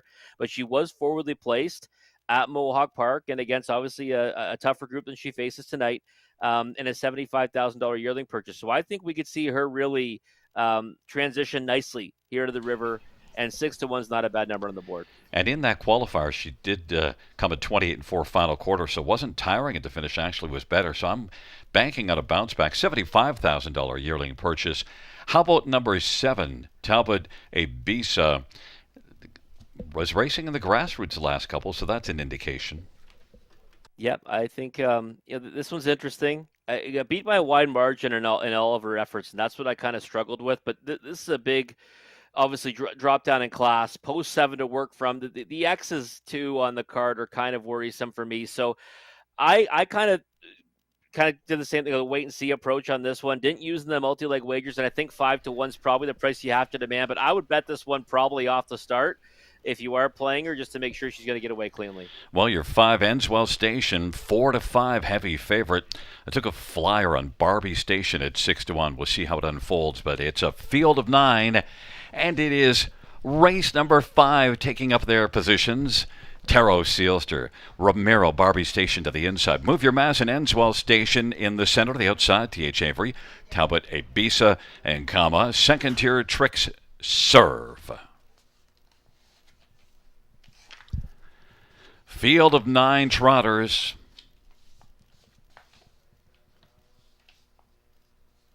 They're nearing the start. And comma has gone off stride. Field is at the start of the rough. Barbie Station is off stride. Move Your Mass is moving quickly in the early going. And Move Your Mass, Talbot Abisa. Then it is Enswell Station and Taro Sealster on the inside as they race on around the turn. Taro Sealster is third.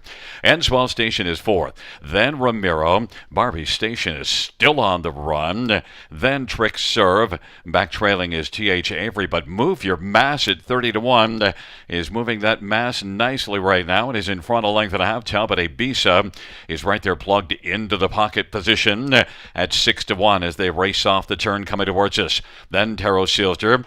Enswell Station's on the inside racing fourth. Then it is Ramiro and Trick Serve and back to T.H. Avery. And then come on as they work their way up towards the half of a 30-4 opening quarter. And on top, at 30-1, Move Your Mass and Jason Ryan. There goes Taro Sealster now. And Taro Sealster is on the move on the outside quickly. Taro Sealster, Move Your Mass, and racing third is Talbot Abisa. Then it is Enswell Station, fourth off a half of 102. They battle on down the back stretch. Taro Sealster is trying to grab the lead from Move Your Mass, who's trying to fight back.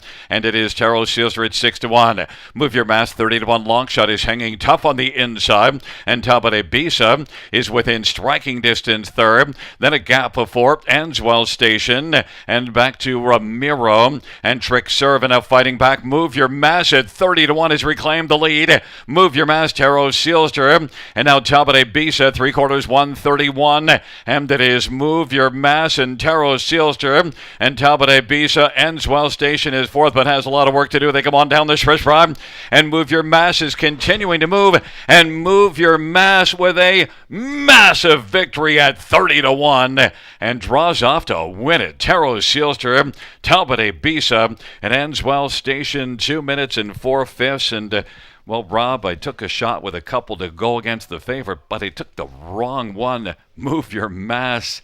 How about those pick 5 tickets? Yeah, the pick 5 tickets, obviously, we know they hit the floor many ways, because this one's paying $285 for 20 cents. We had the favorite, Enswell Station, paying $26, so that puts it in perspective for you, the difference there. This was the second longest price on those pick 5 payouts, and obviously also the second longest price on the board at 30-1. Gary, you know what?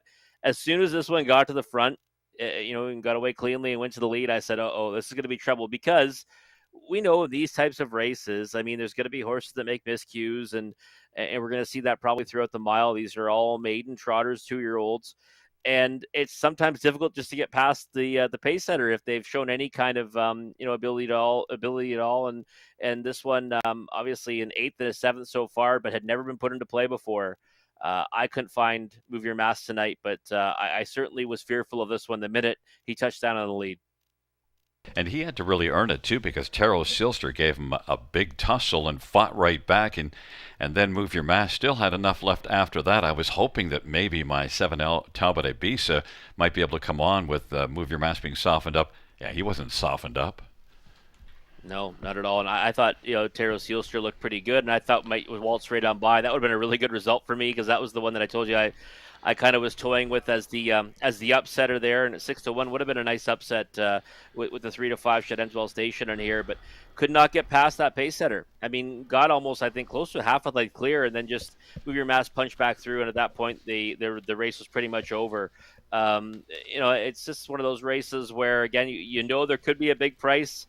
I guess I should have went to an all, but I didn't want to spend that much. But if you did, it would have been a real handsome payout. Enswell Station just never really had any forward movement. Ends up finishing fourth with 3-5, but we know that one might obviously take a big step forward. Second start, so we'll keep tabs where she ends up.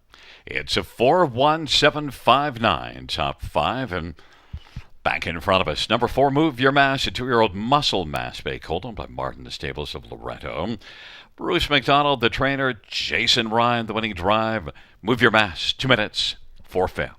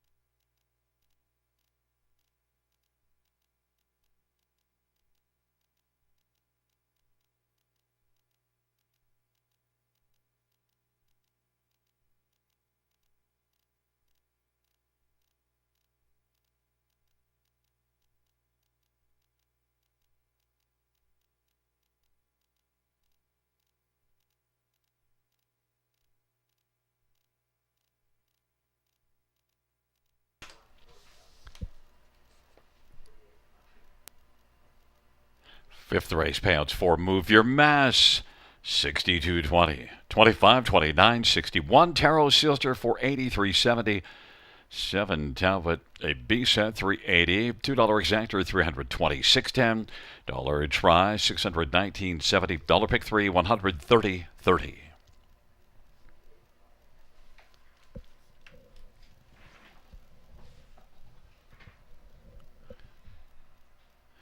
Dollar win 4 is 746.85. The dollar pick 5 1426.35, and a 20-cent high 5 2452.41. Kaboom shakalaka.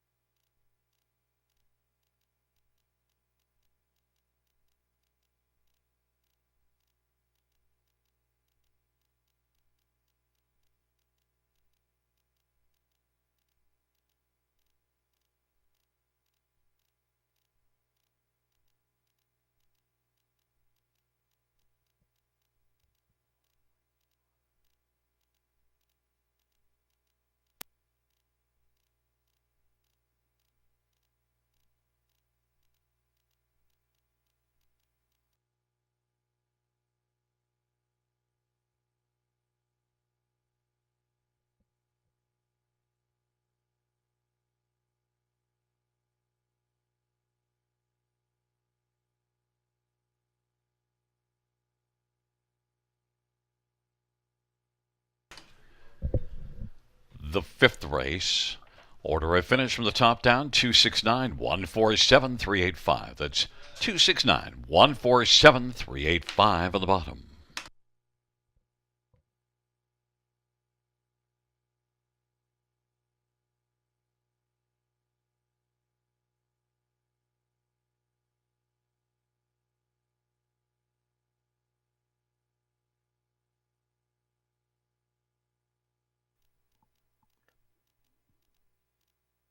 Five races in the books here at the River on this wonderful Wednesday.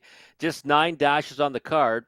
So that means race number 6 will start off our late pick 4 with that low takeout of just 15%. Bit of heartbreak in the early pick 5 and pick 4. Not that they were paying that much, but better to cash and throw them on the floor. We were alive to that money leg, but did not have that bombs away winner in Move Your Mass. If you had that ticket, congratulations.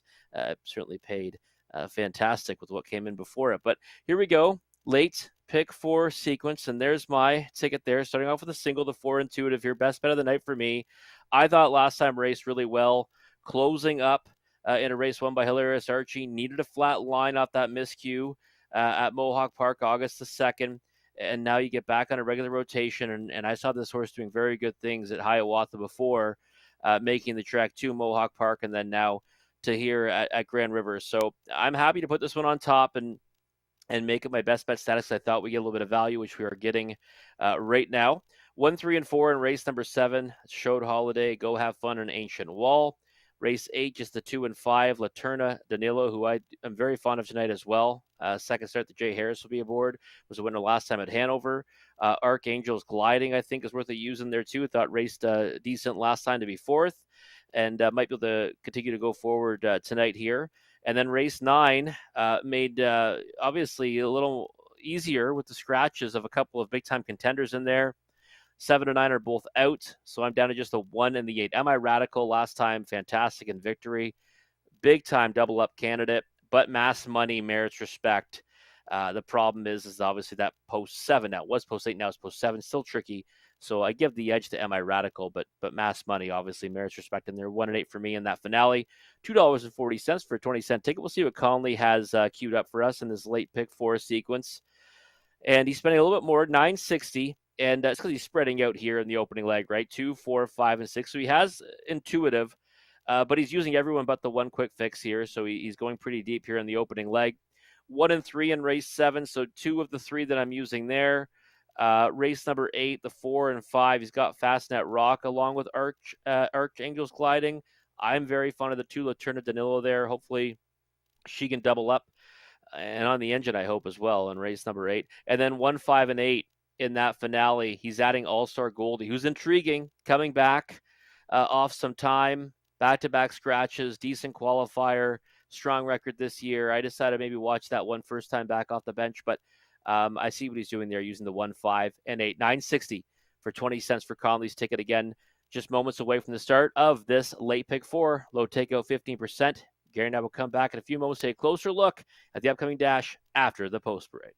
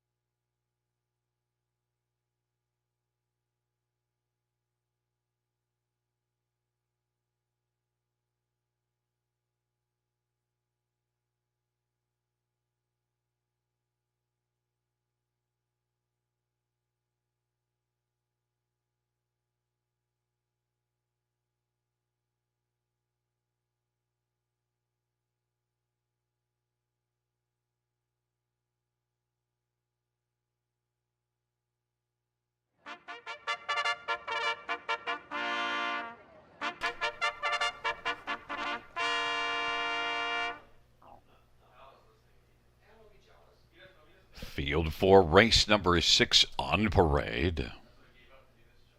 1 is Quick Fix Travis Cullen for Kevin Botts.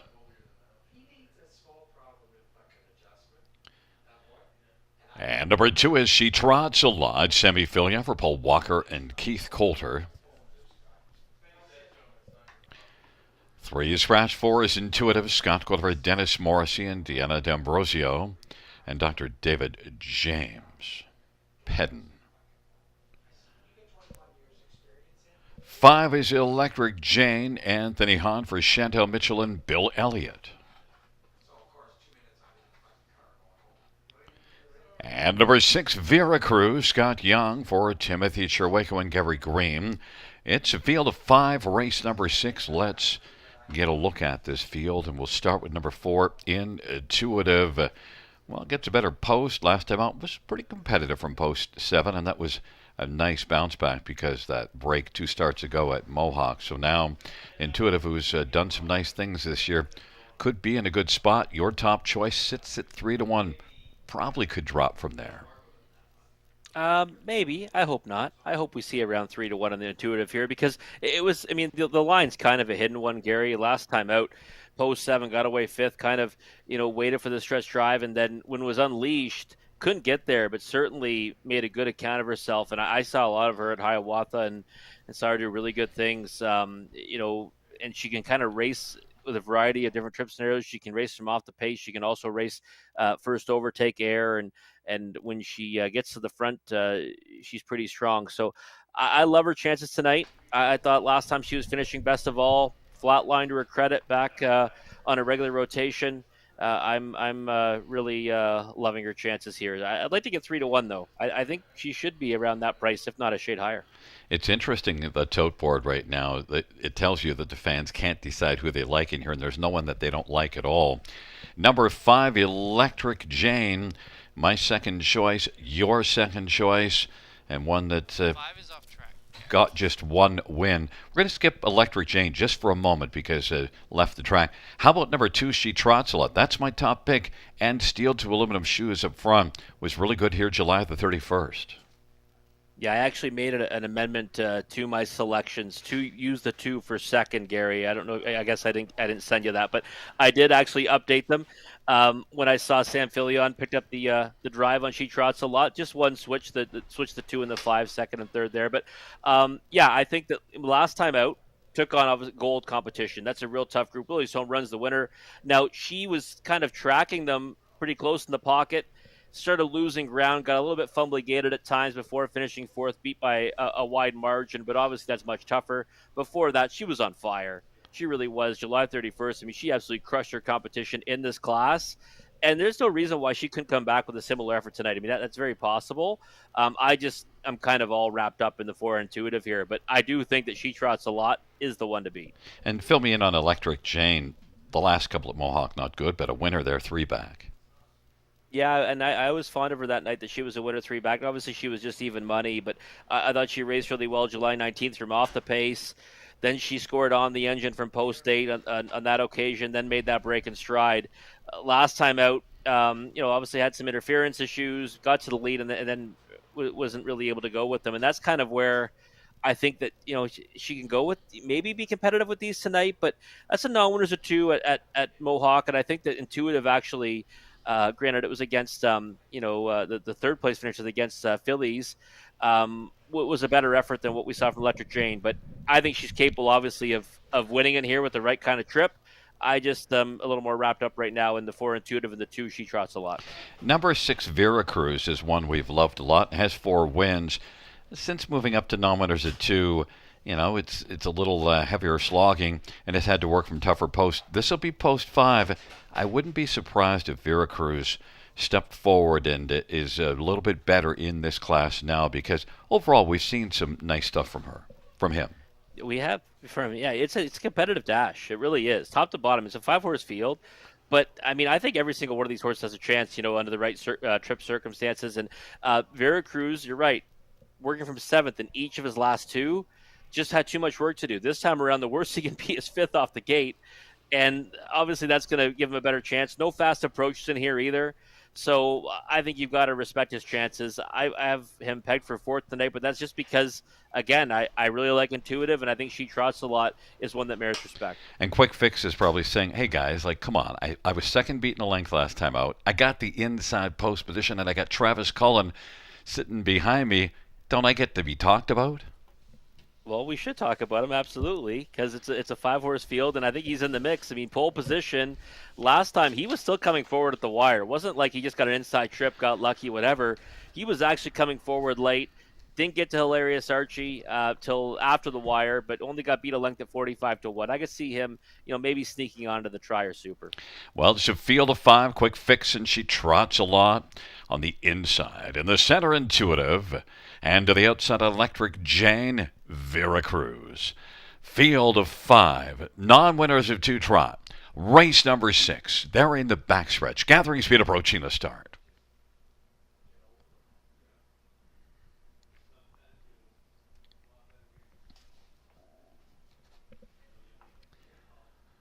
And the field for the 6th race is at the start. And they're off and getting out well. Intuitive also. She Trots a Lot. And Quick Fix, She Trots a Lot. And Quick Fix, the top two right now. Quick Fix with inside advantage, but She Trots a Lot wants to trot on and get the lead now for Sammy Fillion. She Trots a Lot. Quick Fix, then Intuitive. Electric Jane is fourth, and Vera Cruz is racing fifth. She Trots a Lot is 7-2 on the board as they work on around the turn. Has the lead at about 2 1/4 right now. 28-3. We'll look for a second panel breather now. Quick Fix is racing second. Intuitive is in mid-pack, racing third, and is now going to angle out and give cover to Electric Jane. And Vera Cruz is still back trailing the field. Compact field of five, moving up towards the half of a 28-3 opening quarter. And on top, as they work to the half, is She Trots a Lot. Getting closer. Intuitive is making steady progress, and Quick Fix is still on the inside in the pocket and maintaining second. Intuitive third. Then sharing fourth, Vera Cruz to the inside, and Electric Jane on the outside. 58-2 halftime. 29-4 second panel. She Trots a Lot leads it right now by a couple of lengths. Intuitive is coming on, chipping away. Now it's down to a length and a half and went off stride after getting closer. And also with a break in stride, Electric Jane. Now Vera Cruz is going to pop out. And Vera Cruz wants to quickly surge up and is racing second and is threatening She Trots a Lot. 127-2 the three-quarter time. And Vera Cruz and now off stride is Quick Fix. And it is Vera Cruz, and She Trots a Lot. She Trots a Lot has to fight back on the inside. Vera Cruz on the outside. One of these two is going to be your winner. Vera Cruz on the outside is going to be that one. Vera Cruz from last to first to win. She Trots a Lot second. Then Quick Fix. And, well, the battle is on for fourth, and it's going to go to Intuitive with another break is Electric Jane. 156-3. Vera Cruz, well, things kind of fell his way, but, hey, you still get to cash the winner's check. They don't put that on your win tickets if you played Vera Cruz, and they don't put it on the check either.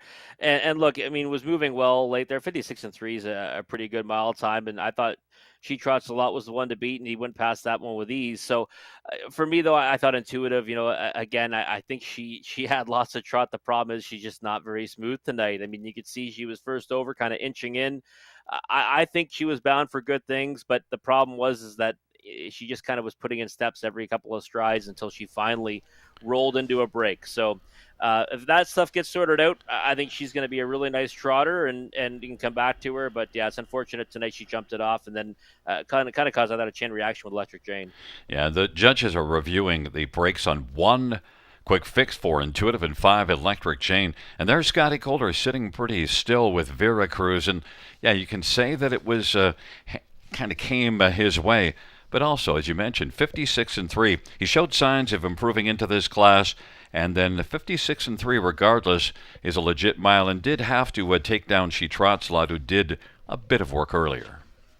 Yeah, and obviously Scott Young's choice too, right, of the two. So he drove She Trots a Lot in the last couple and to victory July 31st. He went with Vera Cruz, and likely that's why we see this one hammered down to 4-5 favoritism. And it didn't, like I said, didn't matter where he gets away tonight. He's been getting away seventh the last couple of starts, gets away fifth, short field, and then when the breakers happened, it just made it that much easier for him. Yeah, because it's interesting when he was last. Well, all of a sudden he wasn't last. He found himself. Oh, things are looking good. Yeah, exactly. I went from sitting last to third in a hurry. And then when out to challenge, then that's when the other quick fix made a break in stride two, and it was down to just a 2-horse race.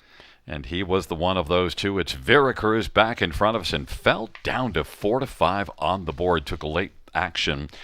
Veracruz.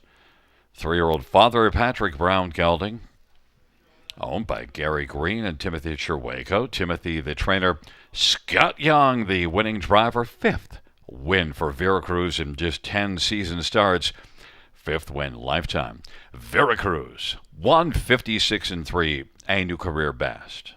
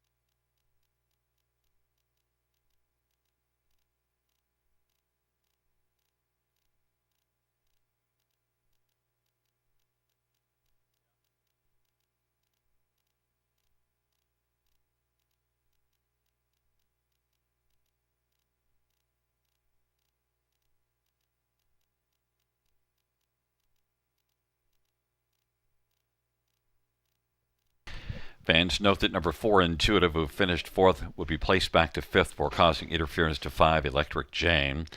Note that one quick fix did not violate the braking regulations, is the ruling from the judges. So the top 4 now are 6-2-1-5.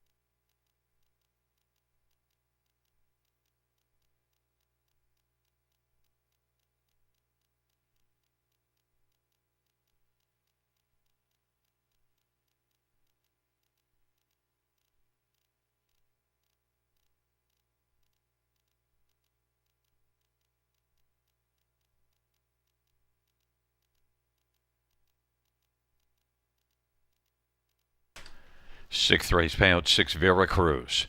370, 260, 262. She trots a lot. 310, 210 and 1. Quick fix, 290. $2 exact or 1970. Dollar try, 2005. Dollar super, 55.85.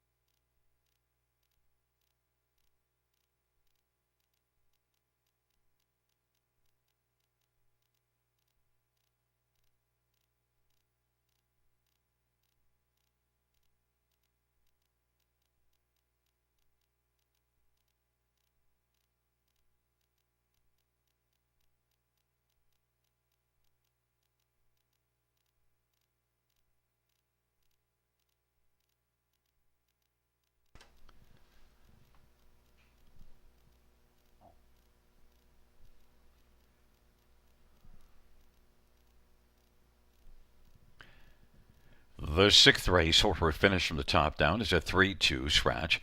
4 plays 5, 5 plays 4, 1 on the bottom. That's 3-2 scratch. 4 plays 5, 5 plays 4, 1.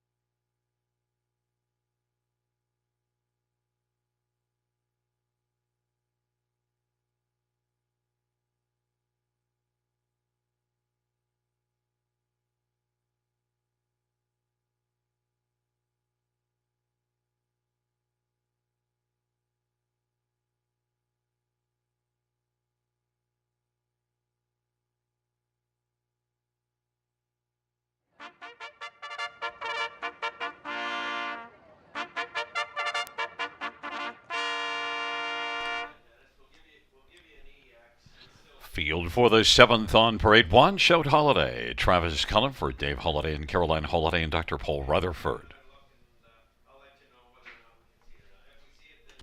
Number 2 is Ultra Lady Asdag. Henriksen drives and trains and owns. 3 is Go Have Fun, Austin Sorry for Mark Etzel and Etzel Newton and Graham Hopkins and Peter Porter and Lindsay Turner. 4 is Ancient Wall, Phil Houdon for Kyle Rule and Triple S Equine. 5 is Expedition Pass, Brett McDonough for Ron McDonald and Laura McClure. And number 6, Lincoln's Landing, Steve Houdon for Laura Toscani and Gino Toscani. It's a field of 6, race number 7. Let's get a look at this field. And, well, we'll start with number 1, Showed Holiday. Even money on the board, but just excellent current form. And does have enough gate speed to use the front if she wants to. In fact, did go to the front July the 13th at Georgian Downs, and just an overall nice filly. Yeah, absolutely nice filly for Dave Holiday, and has hit the board in each of her last 6. Last time out, first over, Challenger, too fast approach, could not get to that rival. I mean, that one converted at a short price, but I thought it was a solid effort, all things considered, for her to be second at 8-1. Back-to-back seconds right now at 8-1, and started over 3 different venues in her last 3. Gets Travis Cullen in the bike tonight, and I think that she's the one to beat, even from that pole position. And the hope would be is she pushes out of there, and I think that's likely the trip scenario for Showed Holiday. So I think the price is a bit short right now, but I did expect her to take a lot of support. Number 3, Go Have Fun. Not much fun in the grassroots at Georgian Downs last race, an early break in stride. But look, one that's sent up by Mark Etzel, and Mark gets the job done more often than not. Austin Sorry driving, and Go Have Fun. Very capable of a huge bounce back. How do you think this one, you see some of the fields that she has been against, she's had some decent company. Yeah, she definitely has. I mean, you see it right there. Last time, Rhythm of Life, Mascara, Flirty Dancer, Mascara. I mean, you see up and down, you see those types. And I think they'd all fare well in here, and she wasn't performing badly against those at all. 5 on the board, finishes at 10 tries this year. Last week, Showed Holiday had to deal with fast approach from the Etzel bar, and this time around now it's going to be go have fun. And I mean, it's not a bad second option, right, for these connections to send out. So the break last time, obviously a concern. I mean, flat line's going to be top priority this time around, but I think she's value right now at 3-1 on the board, and to me, it might come down to those two, as long as Go Have Fun minds her manners. Ancient Wall was pretty good here, 2 races go second to JG's Pal. JG's Pal was just outstanding in that one. Ancient Wall, one that, a 5-year-old, got a late start to his career, but he's flashed some decent ability. Yeah, it's a Robert off angle too on Ancient Wall, because I was fond of this one in each of his last 2. I mean, even actually, you could say his last 3 as well, because I was on the time he miscued as well as the big favorite. But 2 back, I thought raced really well, all things considered. JG's Pal just too good. He maintained second to the wire and did so nicely over Hilarious Archie. Last time out, got away third off the gate, made a first over bid, wasn't going to work out. And I think he's the type that he fares better on the engine. So if you think he's going to touch down in the lead and maybe get things his own way, then he's obviously a big-time player in here and would be value at 5-2. I couldn't go back to him tonight. Maybe the Robert off angle pops in a big way, because he is getting post relief, moving in a couple spots on the gate. Number 2, Ultra Lady S. 2 starts ago here, was 4th. Goober, Smack, and Peel Canella were the top 2. They're really, really good. Ultra Lady S then went to Mohawk. That didn't work out, but he has an excuse to come back here. She does, and be pretty good.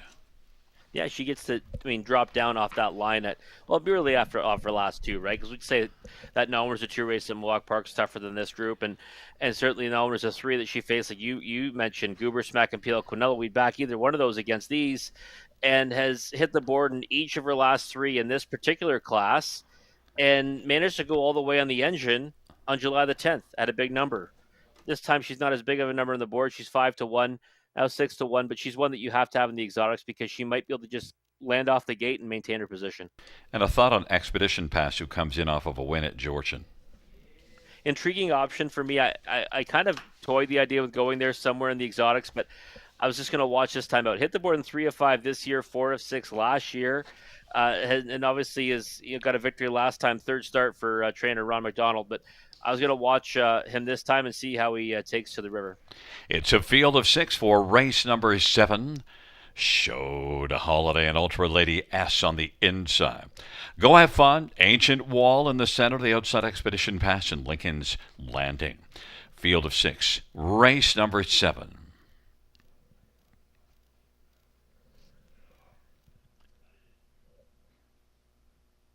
Field for the 7th race, nearing the start.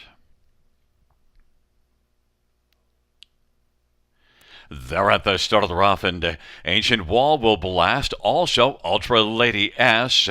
Then it is Go Have Fun. Showed Holiday on the inside is now racing 4th, and then Expedition Pass past just 1, and that is Lincoln's Landing. Ancient Wall and Phil Houdon's got the lead. 6-5 is Ancient Wall. Ultra Lady S at 8-1 is second. Go Have Fun third. Showed Holiday racing position 4th as they work off the turn. Expedition Pass and Lincoln's Landing 6 in a line. They race past that opening quarter in 28-1. Ancient Wall and Phil Houdon's got the lead over Ultra Lady S with Go Have Fun third. And Showed Holiday is currently racing 4th and is angled towards the outside and will pick up the cover of Go Have Fun, who took out from 3rd. Then it is Expedition Pass and Lincoln's Landing. They head up towards the half off that 28-1 opening quarter. Ancient Wall's got a lead of about 2 lengths right now. Ultra Lady S, Go Have Fun.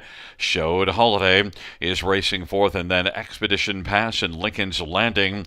Ancient Wall at 6-5 off a 58-second halftime. Ancient Wall, Ultra Lady S as they work their way on towards 3/4, and then Go Have Fun. And driving up on the inside is Showed Holiday, Lincoln's Landing, and Expedition Pass. And Lincoln's Landing from the backfield is starting to make a pretty big move, and they race by 3/4, and it is still Ancient Wall who wants to put up the wall against the rivals. And Ultra Lady S is second, 1:27-1 the 3/4 time. Go Have Fun backs away. Showed Holiday has found a seam up the inside, didn't leave the pylons, and has moved right up to take over second. It is Ancient Wall and Showed Holiday as the field turns for home. Ancient Wall, Showed Holiday up the passing lane, is trying to get closer. Ancient Wall is digging in. Showed Holiday up the inside. Showed Holiday up the passing lane. Ancient Wall, Ultra Lady S, and Lincoln's Landing. The Showed Holiday. What a crafty steer by Travis Cullen. Didn't have to do a lot of work, but when it was time to go, did have the go at the finish. Obviously aided by the pocket popper, right? I mean, Ultra Lady pulled a lot earlier than I expected, and it ended up really being favorable to the one Showed Holiday because it was able to advance the position and kind of get on the helmet of Phil Houdon with Ancient Wall, and then came up the inside of that one for the victory. So don't see a lot of kind of the inside of horse in the stretch for the victory here at the river, but we're going to see more of it, I think, as we go on, as you mentioned, Gary, and Showed Holiday, well meant, right, and really could not have got a better trip there. I mean, Ancient Wall did all the work on the engine, but Showed Holiday comes up and picks her pocket in the final strides. And Travis Cullen had to have the nerve to say, I'm going to stay on the inside and hope things go my way, because there was a spot where you might have expected that Showed Holiday, one who was a contender in this race, 9-5, was going to come out. And he said, no, I think I got a different plan. Yeah, I think so. I mean, I think it also goes to kind of knowing what happened last time, right? I mean, Showed Holiday was first over last time, ended up being a strong second to Fast Approach. Probably a similar result happens tonight if she's the one to go first over, because if she does all the work on the outside to Ancient Wall, and maybe that one is able to fend her off. But this way, she kind of just sits a chilly trip on the pylons, lets the Ancient Wall get softened up a little bit through the mile, and then comes up the inside late. Had to get a little bit lucky, no doubt about it. But there would have been room at some point in the stretch either way. And again, I think obviously you're right, crafty steer, but also a nice little filly and Showed Holiday. Absolutely, and did have that burst. And we mentioned that the passing lane hasn't quite become as quick as the rest of the track, although I think it's getting better as they get tromping on it more. Oh, definitely is. Absolutely. You know what? Ancient Wall, I mean, got to give hats off to that horse. I mean, this time around, got to the lead, kind of made every call a winning one until those dying strides from Showed Holiday got up the inside. And Ultra Lady, another solid effort, right? She fits in really well against this group, and I think she'll always pick up pieces in here. Back in front of us is the winner of race 7-1, Showed Holiday. 3-year-old looks like a Chippendale Bay filly, owned by Caroline Holiday and Dr. Paul Rutherford. Dave Holiday is the trainer. Travis Cullen, the winning driver. Third win this year for Showed Holiday. Fourth lifetime, 157-1.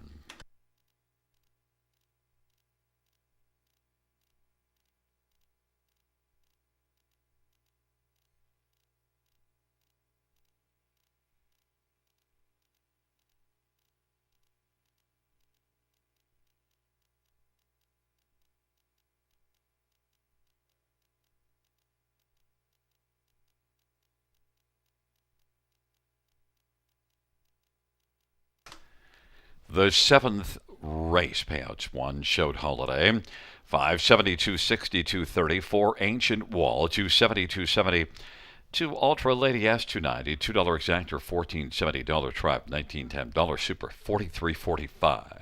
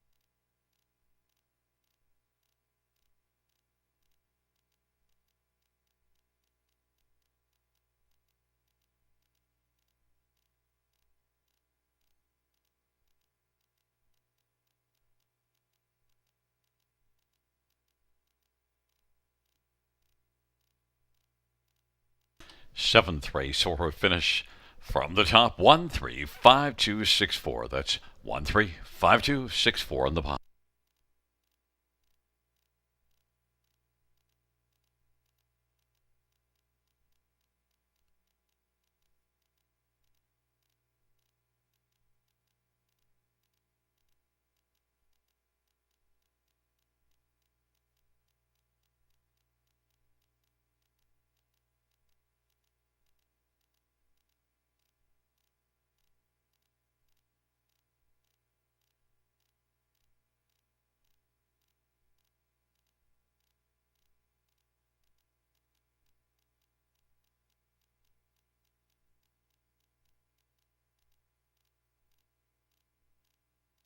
Winback Farm of Canada is home to 9 exceptional stallions, including Beach Glass, the last great son of legendary sire of sires, Some Beach Somewhere. Also new in 2024, Lawless Shadow, an O'Brien Award winner for 2-year-old pacing colts and geldings. Double Millionaire Betting Line, sire of 5 winners of over $400,000. Mick Wicked, the richest pacing stallion in harness racing history, and Hall of Fame inductee. Trixton, sire of 6 who have earned over $500,000, including O'Brien Award winner Evident Beauty. Also standing Archangel, Better Than Cheddar, Better's Delight, and My MVP. For more information, winbackfarm.com.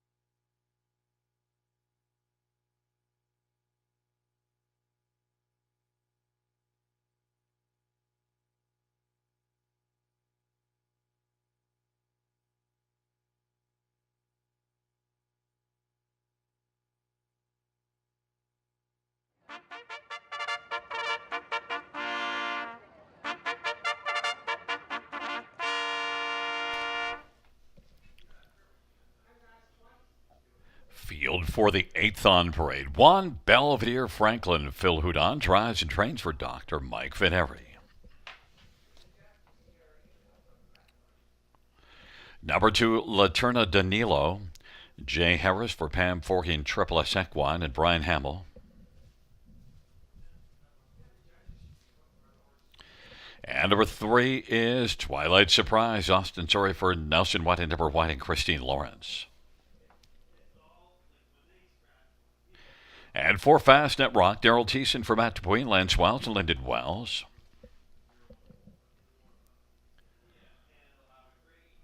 5 is Archangels Gliding. Scott Young for Robert Manders and Keith Manders.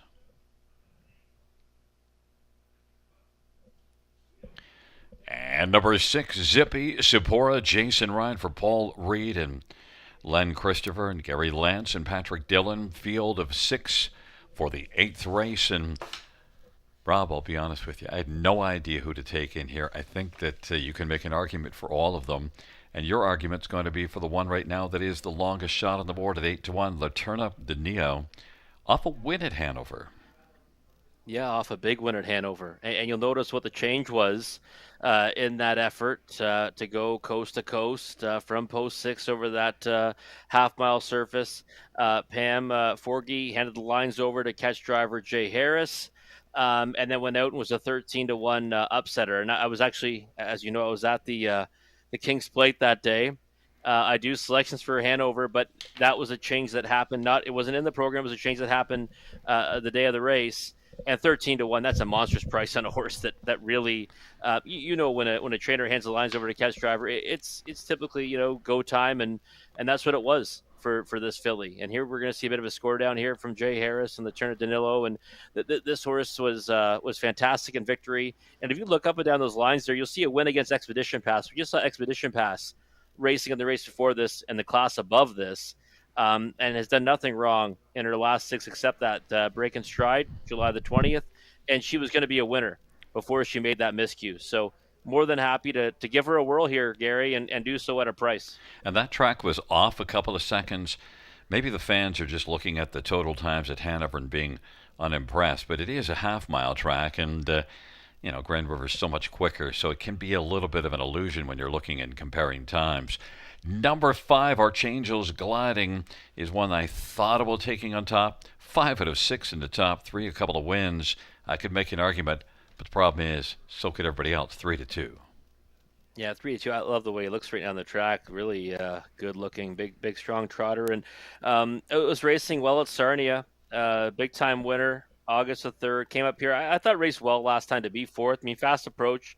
Showed Holiday came back to win in the race before this, and this horse just sat 4th throughout, kind of fanned out late stages, and was an okay 4th, I thought, and now doesn't have to face the likes of those horses getting down a class to that middle spot between non-winners of 1 or non-winners of 2. So I get the support, and I think is an kind of an obvious choice here. Has been having success so far this season. 5 on the board, finishes at 6 tries. The first one off the board was last time out, and it was a good effort. So Scott Young aboard this time around. Would not be surprised if this horse won at all, but I wanted to kind of stick with one that there's just an angle to play, and right now we're getting a better price on. Number 4, Fastnet Rock does drop, but boy, the season's record, it's a little thin. Yeah, it certainly is, isn't it? 0 for 27, just 2 on the board finishes. There's a drop in class, obviously, is something that we can look at and say, okay, there's a reason to think we could see something better. And you'll see a second rate on the page to Ultra Lady, who raced well in the class above this tonight. But other than that, a lot of just kind of, so-so efforts, picking up smaller pieces and just sitting inside trips. So hard to kind of back this one with any kind of confidence, but I do think can be in the mix throughout and get a piece of it. Number 1, Belvedere Franklin. I took the leap and put this one on top. Adds blinkers, inside post position. He's had some ability, but sometimes he has trouble putting it together, and also is maybe a touch wind shy. Yeah, tactical speed, right, is obviously the name of his game. Pole position, we're liking to see him push right out of there. I'm hoping the 2 can grab the lead off the switch, and maybe Belvedere Franklin grabs leather and sits behind that one. But this one is strictly a win candidate only because of the fact that early foot and has shown some staying power. But like you said, just 1 for 12 this season, and 2 for 21 over the last couple of seasons. I think it with a chance, but for me, I prefer the exotics, especially right now at just 7-5. Well, it is a field of 6 for race number 8, and Belvedere Franklin is that 7-5 favorite and has inside position with Laterna Danilo. In the center, Twilight Surprise, Fastnet Rock. To the outside are Change Hills Gliding and Zippy Zippora. It's a field of 6. It's the 8th dash on a Wednesday night at the river.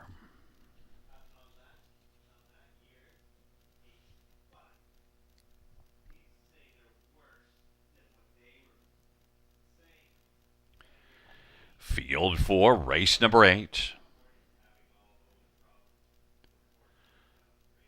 All in position. They're at the start, and they're off. And Twilight Surprise with Archangels Gliding, Zippy Zippora, Fastnet Rock, Belvedere Franklin, Laterno Danilo is the early trailer. Twilight Surprise has got the lead at 11-1. Twilight Surprise, and now on the outside, Archangels Gliding. Fastnet Rock is racing third as they work their way on around the turn. But now it is Archangels Gliding and Scott Young gliding up, clearing to the front, and leads. And as they race their way off the turn, Twilight Surprise is second. Then Fastnet Rock. Belvedere Franklin is on the inside and is racing fourth. Then Zippy Zippora and Laterno Danilo has to pass them all to win. 28-4 the opening quarter, and they head their way on up towards the half, and leading the way, Archangels Gliding and Scott Young. And that is Twilight Surprise, who's racing second. Fastnet Rock is a third and is angled out, but now popping into the pocket comes Twilight Surprise, and moving up on the outside, Belvedere Franklin has burst onto the scene and is out 3 wide, and Belvedere Franklin is looking to sweep right up and grab the lead and take it from Twilight Surprise. It is Belvedere Franklin now, who's come on 58-1 halftime and leads as they go by 3/4. Belvedere Franklin, Twilight Surprise, and Archangels Gliding, Fastnet Rock, Zippy Zippora, and Laterno Danilo. Belvedere Franklin, 3/4, 127-4, has the lead, and now leads by a couple of lengths over Archangels Gliding, and Fastnet Rock is racing third, trying to close, and then Twilight Surprise and Zippy Zippora, Laterno Danilo on down the stretch for the count. Belvedere Franklin trying to close it out. Archangels Gliding is coming after Belvedere Franklin. Belvedere Franklin getting tapping. Belvedere Franklin continuing. Belvedere Franklin and Archangels Gliding. Belvedere Franklin wins. Archangels Gliding was second, then Fastnet Rock was third, and Zippy Zippora 158 flat. Well, the mile goes to Belvedere Franklin, and Rob, sometimes you trip handicap and it doesn't go at all how you thought it would play out. No, that race didn't. I mean, for me, I was dead wrong, and it didn't go anywhere near I thought either. You end up with the winner, Gary, and I know that's not how you drew it up.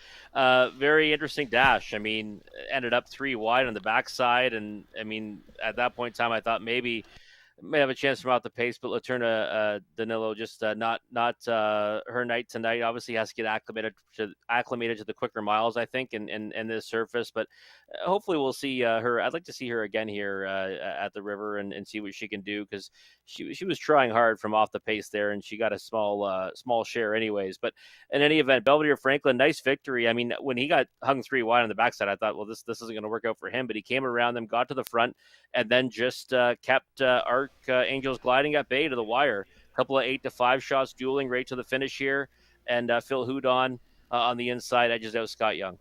Yeah, and Scotty's horse came back on nicely. Archangels Gliding made Belvedere Franklin work to get the job done.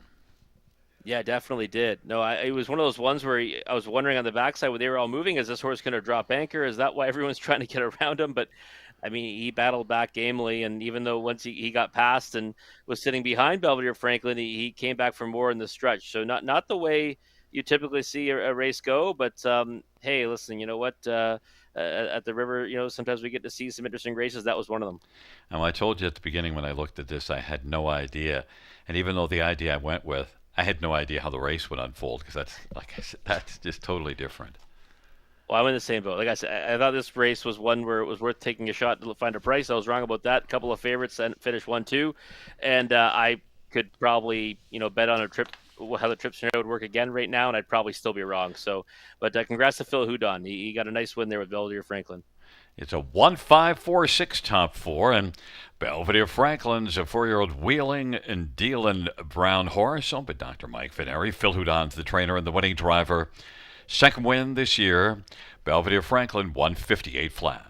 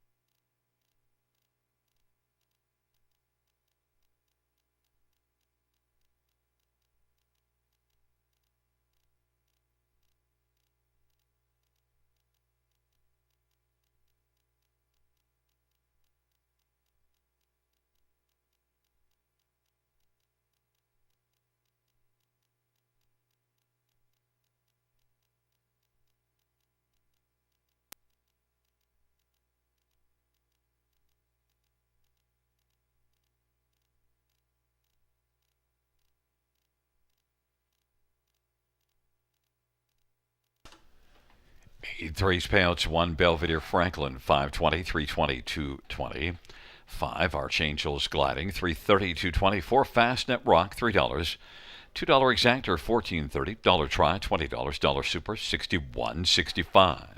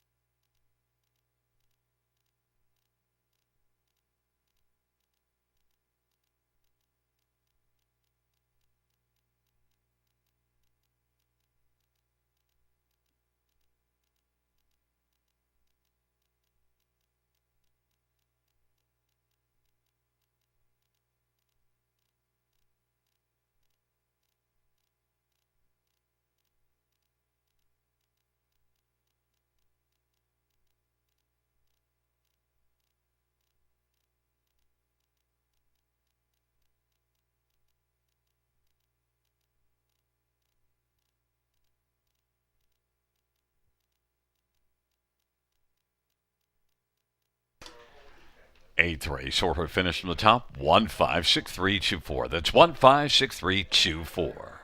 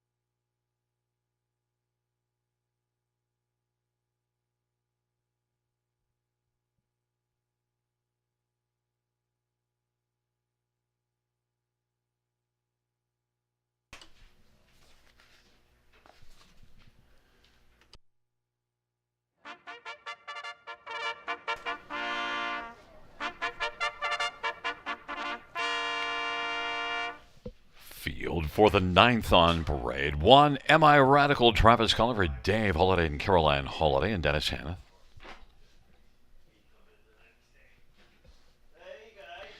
Number 2 is Resolute Lady, Matthew Bax for Bax Stable and Glengate Farms.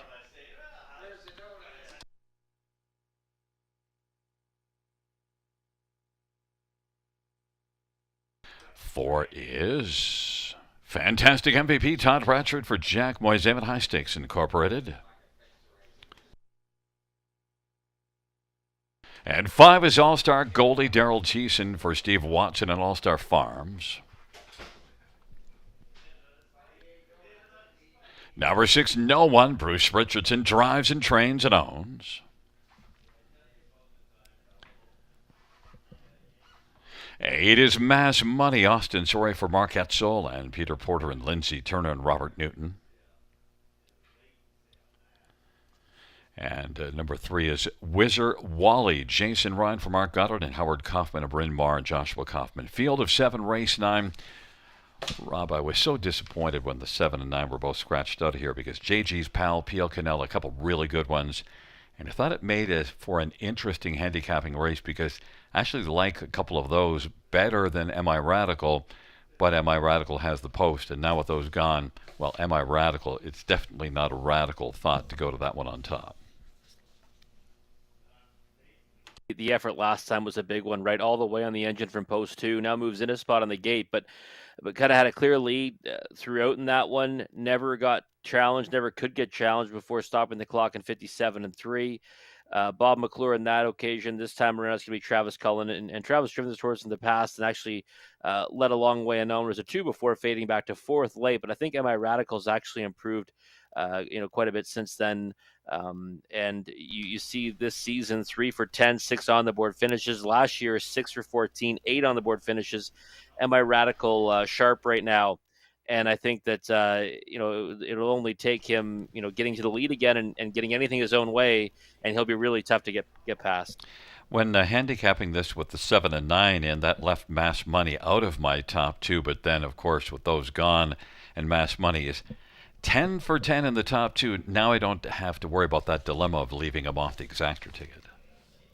Yeah, I mean, you can't leave her off the exacta ticket at all. Like you said, she's 10 for 10 in the top 2. And you can make the argument that she's the value on the board right now at 4-1, even on the win ticket, right? I mean, last time out was a winner in the grassroots, beat a solid group there at Georgian Downs. Don't read too much to the time, 59-1. I thought the track was kind of dead that night. The times were all slow throughout that card. So I'm not concerned at all about the 59-1 and the 31 seconds in the last quarter. Solid second at JG's Pal, 2 back.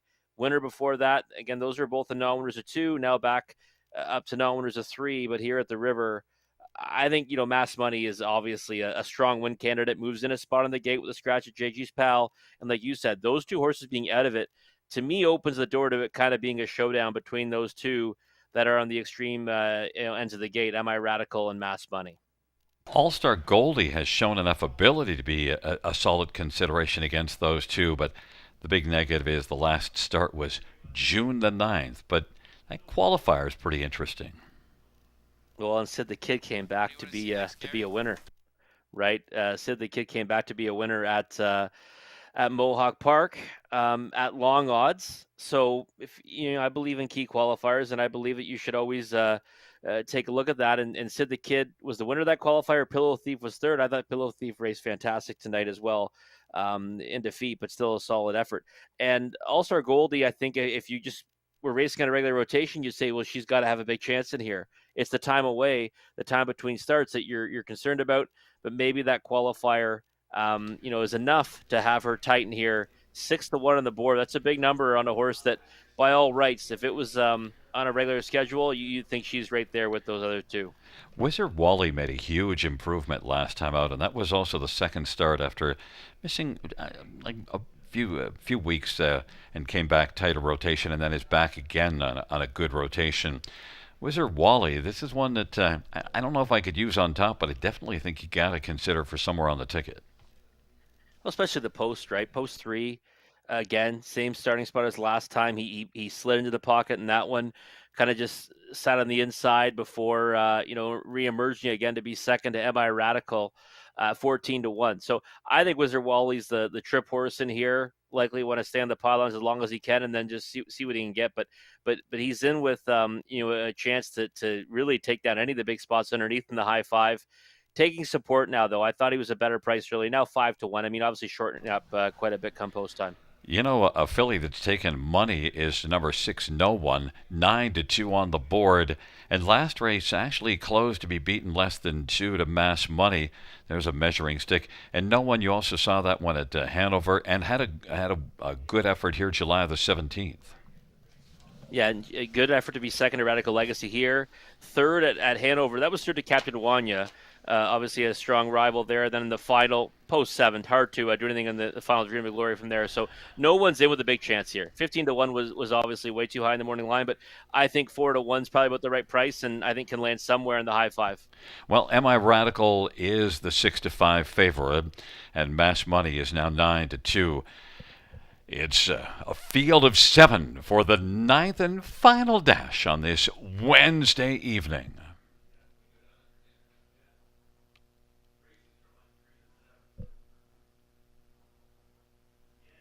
It's a field of 7 for the 9th dash.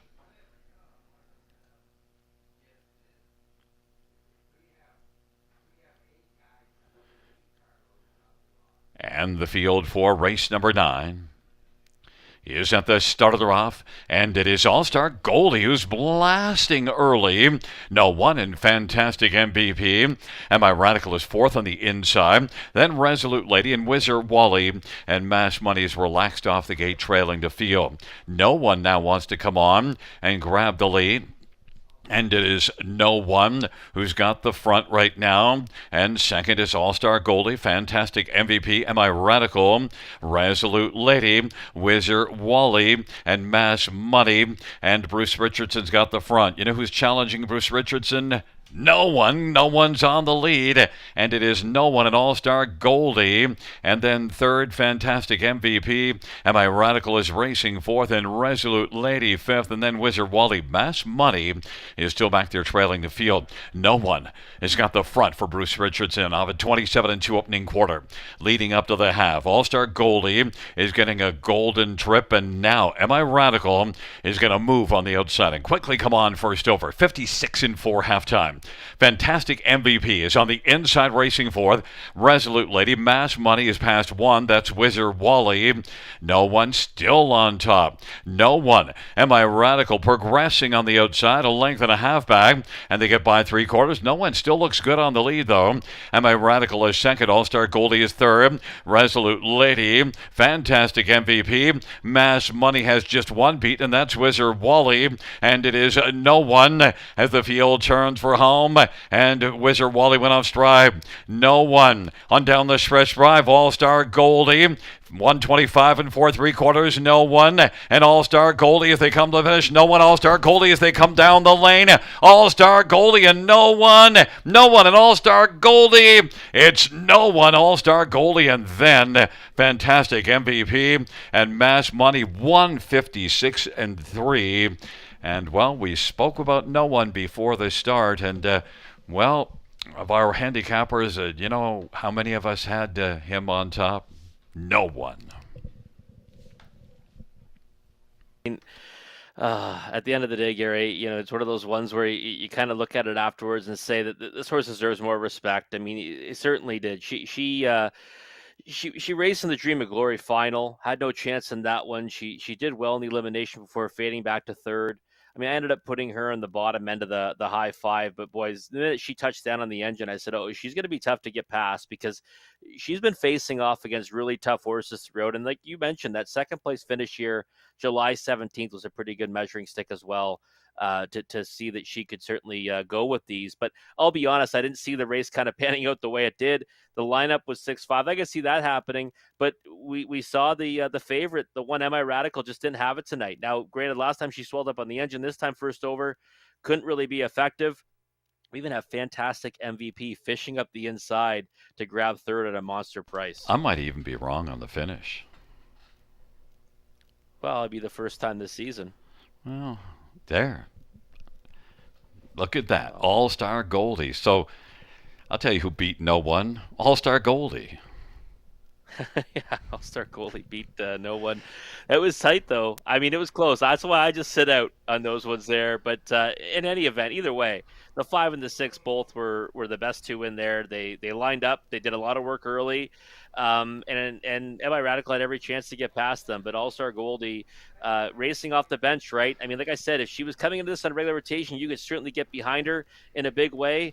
The qualifier, though, Sid the Kid came out to win, and Pillow Thief raced great. So we'll see. We got a key qualifier there, but we realized that a little bit too late. Well, right after I made the call, I thought, geez, I should have hedged a little bit. And then I just was nervous, but I didn't let on talking to you. And well, there is the 5, the winner. Well, just keep on going, right? That's what we always say. But at the end of the day, Gary, you're allowed to get one wrong. Enjoy your weekend of racing. You got the Kings Plate, you got Leamington, and we'll talk to you on Monday. Cowboys happy back in the winner's circle with number 5 All-Star Goldie, 4-year-old Muscle Up the Gold Bay Mare. All-Star Farms and Steve Watson, the owner, Steve Watson, the trainer. Daryl Thiessen is the winning driver. It is the 6th win for All-Star Goldie, 9th lifetime, 156-3.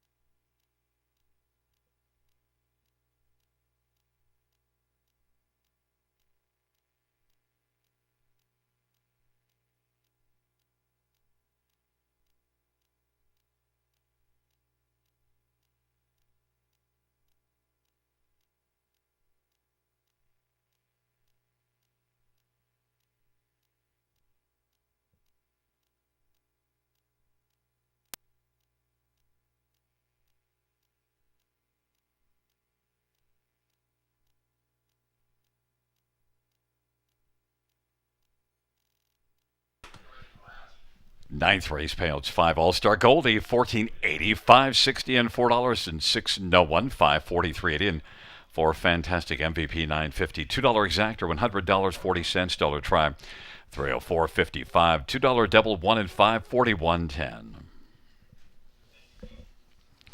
Dollar pick 3, $82.65. Dollar win for $186, 20 cent high five, $779.79.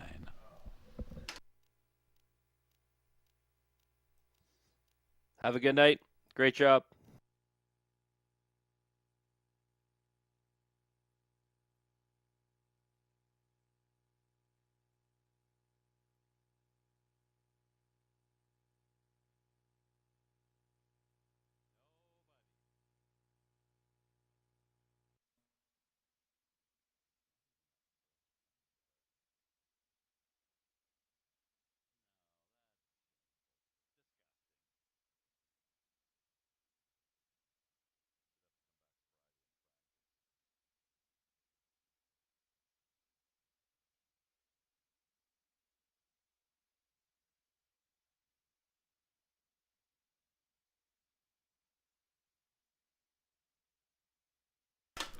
Rundown's up. Ninth race, order finish from the top down. 5, 6, 7, 3, 1, 2, scratch, 4, scratch. That's 5, 6, 7, 3, 1, 2, scratch, 4, scratch. Well, fans, that concludes the live harness racing program for this Wednesday evening. Action resumes here on Monday, next Monday, first dash 6:30 p.m. Buenas noches, amigos. Good night, everybody. Good night, John.